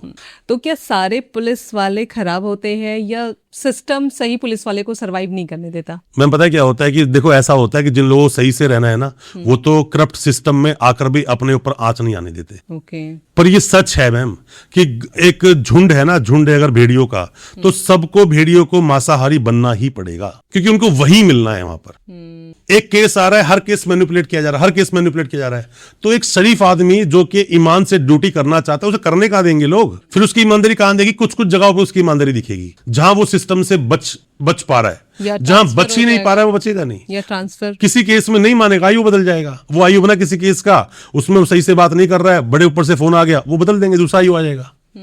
क्या करोगे फिर आप? एसपी तक चेंज हो जाते हैं। अरे सब चेंज होते हैं मैम, बड़े बड़े अफसर चेंज होते हैं, ऐसी बात नहीं है। ओके, अगर चेंज करने की बात करें तो बहुत सारी बातें इन्फॉर्मेटिव हो रही है। अगर देश के कानून में अगर आपको कुछ चेंज करने का राइट मिले तो आप ऐसा कौन सा लॉ है जिसको आप चेंज करना चाहेंगे? मैम हम तो कोशिश वैसे भी करते हैं, हमें राइट मिले ना मिले फर्क नहीं पड़ता। हम अपनी वीडियोस के माध्यम से लोगों तक अपनी अप्रोच पहुंचा देते हैं कि करना क्या चाहिए। मेरी 2-3 डिमांड है, हालांकि डिमांड ये बहुत सारी है मेरे पास, बट जो मेजरली डिमांड जो मैं अक्सर देखता हूँ, पहला, right against the self incrimination को सही तरह से अप्लाई करना चाहिए देश के कानून में। आप एक तरफ बोलते हो कि आपके खिलाफ कोई गवाही देने के लिए विवश नहीं कर सकता, ठीक, पर जब पुलिस उठाती है, या मान लो किसी इंसान को एंटीसिपेटरी बेल मिल गई, चाहे सुप्रीम कोर्ट से ही मिल गई, मान लो सुप्रीम कोर्ट में एंटीसिपेटरी एसएलपी लगाई, मैंने एंटीसिपेटरी बेल पे वहां पे आर्ग्यूमेंट किया, तो वहां पे नोटिस इशू हो गया और 3 महीने का टाइम मिल गया। 3 महीने में जाकर, ये ना कई सारे वकील को पता नहीं है, ये जो नए नए वकील बनते हैं, सबको बताता हूँ एक बात, ये एडवोकेट्स को, कि चाहे तो आपके डिस्ट्रिक्ट कोर्ट से हो, मतलब सेशंस कोर्ट से, high court, supreme court, anticipatory bail नीचे सीजीएम तो लगती नहीं है। आपने बेल लगाई और आपको अगर प्रोटेक्शन मिल गई 10 दिन 20 दिन की, इमीडिएटली अपने क्लाइंट को एंटीसिपेटरी बेल जो आपने अप्लाई की थी ना, टाइम मिला है, उसमें इमीडिएटली अपने क्लाइंट को इन्वेस्टिगेशन ज्वाइन कराओ, इमीडिएटली, जितना जल्दी हो सके। मेरा क्लाइंट था, उसको क्या हुआ, ये 5-6 बार गया, पुलिस वाले टरका दिया उसको। मैंने सुप्रीम कोर्ट में लगाई थी एप्लीकेशन, एसएलपी लगाई तो उसको नोटिस इशू हो गया, तो अब इन्वेस्टिगेशन ज्वाइन करानी, वहां लिखा तो होता नहीं कि अब जाओ और इन्वेस्टिगेशन ज्वाइन करो, लिखा नहीं होता ऐसा। ये हमको पता कराना पड़ता है ऐसा। तो मैंने 4-5 बार उसको भेजा, गया तो पुलिस वाले ने टरका दिया, कल आइयो परसों आइयो, आज नहीं, ये नहीं, मैं बिजी हूँ, ये वो। मैं कहा गुड, अब एक काम कर, एप्लीकेशन टाइप की मैंने फटाफट से उसकी, वो इस डेट को इतने बजे गया, उसके साथ ये हुआ, उस डेट को इतने बजे ये हुआ। मैं कहा इसको पुलिस स्टेशन में जा और जाके एसएचओ को रिसीव करा। वो गया एसएचओ के अगेंस्ट ही एसएचओ के पास, उसके पास, हाँ जी, उसके पास एसएचओ के नहीं, वो आईओ के अगेंस्ट। वहां पर मेरा स्टाफ उसके साथ में गया, गए, रिसीव करवाया, स्टैंप करवा के ले आया। उसी के एप्लीकेशन उसके सीनियर को ऊपर जाके दिया है, डीसीपी को दे आया। अगले दिन फोन बज गया आईओ का, भाई साहब कब आओगे आप, जो पहले तू करा वो, भाई साहब कब आओगे आप ज्वाइन करने इन्वेस्टिगेशन। वो मैं तो आज ही आया था, बताओ अभी आ जाऊं। वो कह रहा तो आप कल आ जाओ, ठीक है मैं कल आ रहा हूं। वो कल गया, ज्वाइन कर ली इन्वेस्टिगेशन। अब मैंने क्लाइंट को बोला एक बार नहीं 5-6 बार जा, बार-बार जा उसके पास तू, और जब जाए तो उसको बोलियो कि भाई मैंने इन्वेस्टिगेशन ज्वाइन कर ली, सर्टिफिकेट दे दे मुझे उसका, रिसीविंग दे दे, और नहीं भी देगा मैं संभाल लूंगा, टेंशन मत लियो तू। वो 4-5 गया। अब उसके द्वारा जब कोर्ट में वो पहुंची तो उन लोगों ने अपना काउंटर दे दिया कि ये आदमी, हाँ ये आदमी 4-5 बार इन्वेस्टिगेशन ज्वाइन करने आया था। अब मैं आता हूं वापस आपके सवाल पे, जो आपने बदलाव क्या होना चाहिए, ठीक। अब यहां पुलिस बोलती है कि ये आदमी मेरे पास आया बट इस आदमी ने मेरे साथ कोऑपरेट नहीं किया। Cooperate what kind of cooperate? मैं आपको ये बता दूं कॉन्ट्राबैंड जो रिकवर हुआ मैं कहां से खरीद के लाया था, ये बता दूं कहां से बनाया था, ये बता दूं किसको देने जा रहा था। ये तो राइट अगेंस्ट सेल्फ इंक्रिमिनेशन का वायलेशन है कि आप मुझे विवश कर रहे हो कि मैं अपने खिलाफ गवाही दूं, यही तो मतलब हुआ। ये आदमी मुझे फोन नहीं दे रहा, अरे फोन तो तुम करोगे क्या तुम इसे रिकवर करना है, मेरा फोन ले लो, कोई बात नहीं, फोन बड़ी चीज नहीं है। तो पुलिस यही बात बोलकर कि इसने कोऑपरेट नहीं किया आपकी बिल को डिसमिस करा देती है। पहला तो यह कि इस चीज का एब्सोल्यूट तरीके से यूज नहीं होता है, पहली बात। दूसरी बात, पॉक्सो के अंदर देखना चाहिए, इस चीज को देखना चाहिए कि बच्चे की जो एज है ना वो 18 को 16 कर देना चाहिए। 18 को 16 कर देना, हाँ 16 कर देना चाहिए कि 16 साल तक का जो बच्चा है वही बच्चा है, 18 साल का नहीं, 17-18 साल का जो है वो समझदार होता है बच्चा, है ना। और पॉक्सो पढ़ाया जाना चाहिए देश के हर स्कूल में। नहीं पढ़ाया जाता है, नहीं पढ़ाया जाता। ये तो पढ़ाया जाता है फंडामेंटल राइट क्या है, कितने तरह के अधिकार हैं, ये नहीं बताया जाता कि आपकी ड्यूटीज क्या हैं, ये नहीं बताया जाता। तो पॉक्सो पढ़ाया जाना चाहिए, जरूरी है। और दूसरी बात ये जो बेसिक स्ट्रक्चर है, बेसिक स्ट्रक्चर वो देश के हर स्कूल में पढ़ाया जाना चाहिए, ताकि हर कोई अवेयर हो अपने राइट अपने आप। पता है मैंने बहुत सारे लोग देखे हैं वो उन केसेस में जेल में पहुंच जाते हैं जिस केस में सिर्फ छोटी सी कुछ शब्द बोलकर, एक एप्लीकेशन देकर वो आदमी बाहर छूट जाता है, पर नहीं छूट पाता है। लाचार है। मैं बता रहा हूं बैसाखी की जरूरत देश के कानून को बिल्कुल है। जब जज का मूड होता है कुछ करने का तो फटाफट जजमेंट बन जाते हैं, हाँ भाई आज ऐसा हुआ, ऐसा नहीं होना चाहिए था। सेम केस अगले दिन जाता है, वो सुनते भी नहीं है। ऐसा क्यों? मैम किसके पास वक्त है पूरी फाइल पढ़ के बैठेगा? तो 100 केस लगे हुए हैं, एक वकील 15 फाइल पढ़ नहीं पाता ढंग से। सुनो, एक वकील डेली 15 फाइल ढंग से नहीं पढ़ पाता, वो 100 फाइल पढ़ने बैठ जाएंगे। तो उनके पास क्या होता है, पीछे जो सपोर्टर्स होते हैं ना उसके अंदर, तो वो हर फाइल में टैग लगा देते हैं। ओके, इसमें ये हुआ है, इसमें ये हुआ है। वैसे भी सुप्रीम कोर्ट जब हमें सेल्फी लगाते हैं, कोई जब किसी केस में हम जाते हैं उसके अंदर, तो वैसे भी सिनॉप्सिस बना के हम लोग देते हैं, शॉर्ट क्रक्स देते हैं, इस केस में ये सब कुछ है। और मैं ऐसा देखेगा आपको, बेशक वे समाज के बाहर आए बात ना आए, सेम केस में एक को बेल मिली, सेम केस में दूसरे को नहीं मिली। यस, ऐसा होता है, बिल्कुल होता है। सेम केस में एक बंदे को एक्विटल कर दिया बोलकर ये चीज की ये गलत हुई, सेम केस में दूसरे को सजा दे दी। कैसे हो रहा है ये? सेम केस में पुलिस वाले ने एक को उठाया और वहां पे नोटिस करके छोड़ दिया, सेम केस में पुलिस वाले दूसरे को उठाया, पैसा लेकर भी नहीं छोड़ा। ऐसा क्यों? फाइल पूरी पढ़ी नहीं जाती? अब हम क्या बोले, विनाशकाले विपरीत बुद्धि। इंसान जब कुछ कर रहा होता है तो जब वो पुलिस वाला गलत कर रहा होता है पैसा लेके भी छोड़ता नहीं है। ये बंदा 12 दिन पहले उसी कंप्लेंट ठोकता है। मेरे क्लाइंट को जेल में डालता है इन लोगों ने, एक बोला सर ये पैसे लेके वो पैसे लेके, 12 दिन कंप्लेंट लगवा दी सबकी मैंने। एक सेकंड, पुलिस ने पैसे ले लिए, ठीक है, और फिर उसके बाद भी उसे सपोर्ट नहीं किया, तो पुलिस वाले के अगेंस्ट ही कंप्लेन लगवा दी। उसने नहीं, उसने ये थोड़ी बोला कि मेरे से पैसा मैंने रिश्वत के नाम का दिया, नहीं। ये मेरे घर में आए, रेड मारी, 13 लाख रुपए रखा हुआ था, 13 लाख का उसने प्रूफ दिया क्या रखा हुआ था। वाइफ के गहने थे, उसने वहां से उठाए वो गहने, वहां बच्चे का टैब था, टैब उठाया। ओके, ये सब चीजें क्या डकैती बोलते हैं इसको? तुम इतने सारे घर में घुस के डकैती मार दी, डकैती तो है। तो ये प्रूव हुआ। अब वो बच रहा है, वो इंस्पेक्टर बच रहा है, नहीं मेरा तो कोई रोल ही नहीं है। मैं कहा तेरा रोल पहले तेरे को जरूर खींचूंगा मैं अंदर। क्यों नहीं खींचूंगा? वो कहा कांस्टेबल ने किया। अरे उसको लीड कौन? लीड तो तू कर रहा था। मतलब एक घर में एक बच्चे ने कुछ कांड कर दिया, एक बाप की गाड़ी लेकर चला के बंदों को उड़ा दिया। अब बाप कह रहा मैं थोड़ी गाड़ी चला रहा था। अबे परमिशन तूने दी अपने बच्चे को गाड़ी चलाने के लिए, पहले तू आएगा। उन सबको खींच रखा है मैंने केस में। अब वो फोन करते सर हमें तो बख्श दो। मैं क्यों बख्शूं? भाई सिंपल बात है, उस बंदे का तुमने लूट लिया, उसको पैसा वापस दे दो, कॉम्प्रोमाइज कर लो। अपने देश के बहुत सारे कानून में, बहुत सारे सेक्शंस में कॉम्प्रोमाइज नहीं होता, नॉन कंपाउंडेबल है, बट कॉम्प्रोमाइज तो हो सकता है, कॉम्प्रोमाइज कर लो, सामने वाला रेडी हो तो कर लेगा। अरे कौन लड़ना चाहता है देश के कानून? मुझे तो उस पुलिस वाले पे सच में बहुत हंसी आ रही है जिसकी आपने बजाना। नहीं मैम, ऐसे तो हर वकील को, जो भी कोई क्रिमिनल वकील आपको मिलेगा ना, वो एक ना किसी पुलिस वाले को सस्पेंड जरूर कराया होगा उसने। मैं आपको बड़ा सिंपल बताता हूं, देश के कानून में, हालांकि लोग यूज नहीं करते, मुझे नहीं पता क्यों नहीं करते। अरनेश कुमार का जजमेंट है, अरनेश कुमार मजिस्ट्रेट ऑफ बिहार का जजमेंट है, 2014 का जजमेंट है। बोलते कि 7 साल तक के अपराधों के अंदर पुलिस को नोटिस देना होगा, ऐसे अरेस्ट नहीं करोगे, ये मैंडेटरी प्रोविजन है। ठीक, आप इसमें जो गाइडलाइंस लिखी है ना, उसके लास्ट की 2 गाइडलाइन पढ़ो। सेकंड लास्ट में लिखा हुआ है पुलिस को नोटिस देना होगा, और पुलिस अगर नोटिस नहीं देती है तो ऐसे पुलिस वाले पर डिपार्टमेंटल इंक्वायरी कराई जा सकती, पुलिस वाले पर एक्शन होगा। ठीक, लास्ट में क्या लिखा हुआ है, अगर उस पुलिस वाले ने अरेस्ट कर लिया, कोर्ट में लाके पेश कर लिया, उसने अपनी गलती तो कर दी, अब मजिस्ट्रेट साहब ने भी नहीं देखा, उसको जेल भेज दिया, तो अब मजिस्ट्रेट साहब पे एक्शन होगा। ओ भाई, मतलब नोटिस तो बहुत कम केसेस में ही दिया नहीं मैडम, मैं तो जाता है। लगाता हूं, मैं तो हाई कोर्ट जब रेट लगाते हैं हम लोग इस चीज के अंदर, एप्लीकेशन को कंप्लेंट लगाते हैं, उस पर हो जाती है इंक्वायरी, चलो भाई आजा। ओके, तो मजिस्ट्रेट के अगेंस्ट भी फिर आप कर सकते हो, क्यों नहीं करोगे भाई? आप एक सुनो, आप एक जिस चेयर में बैठे हो, आपके हाथ में पूरी पावर है किसी को जेल भेजने की, रोकने की पावर भी तो है। एक्चुअली मैं भी बहुत पावरफुल फील कर रही हूँ आपसे बात करने के बाद। नहीं मैम, मेरे साथ अक्सर ऐसा लोगों के साथ में हो जाता है।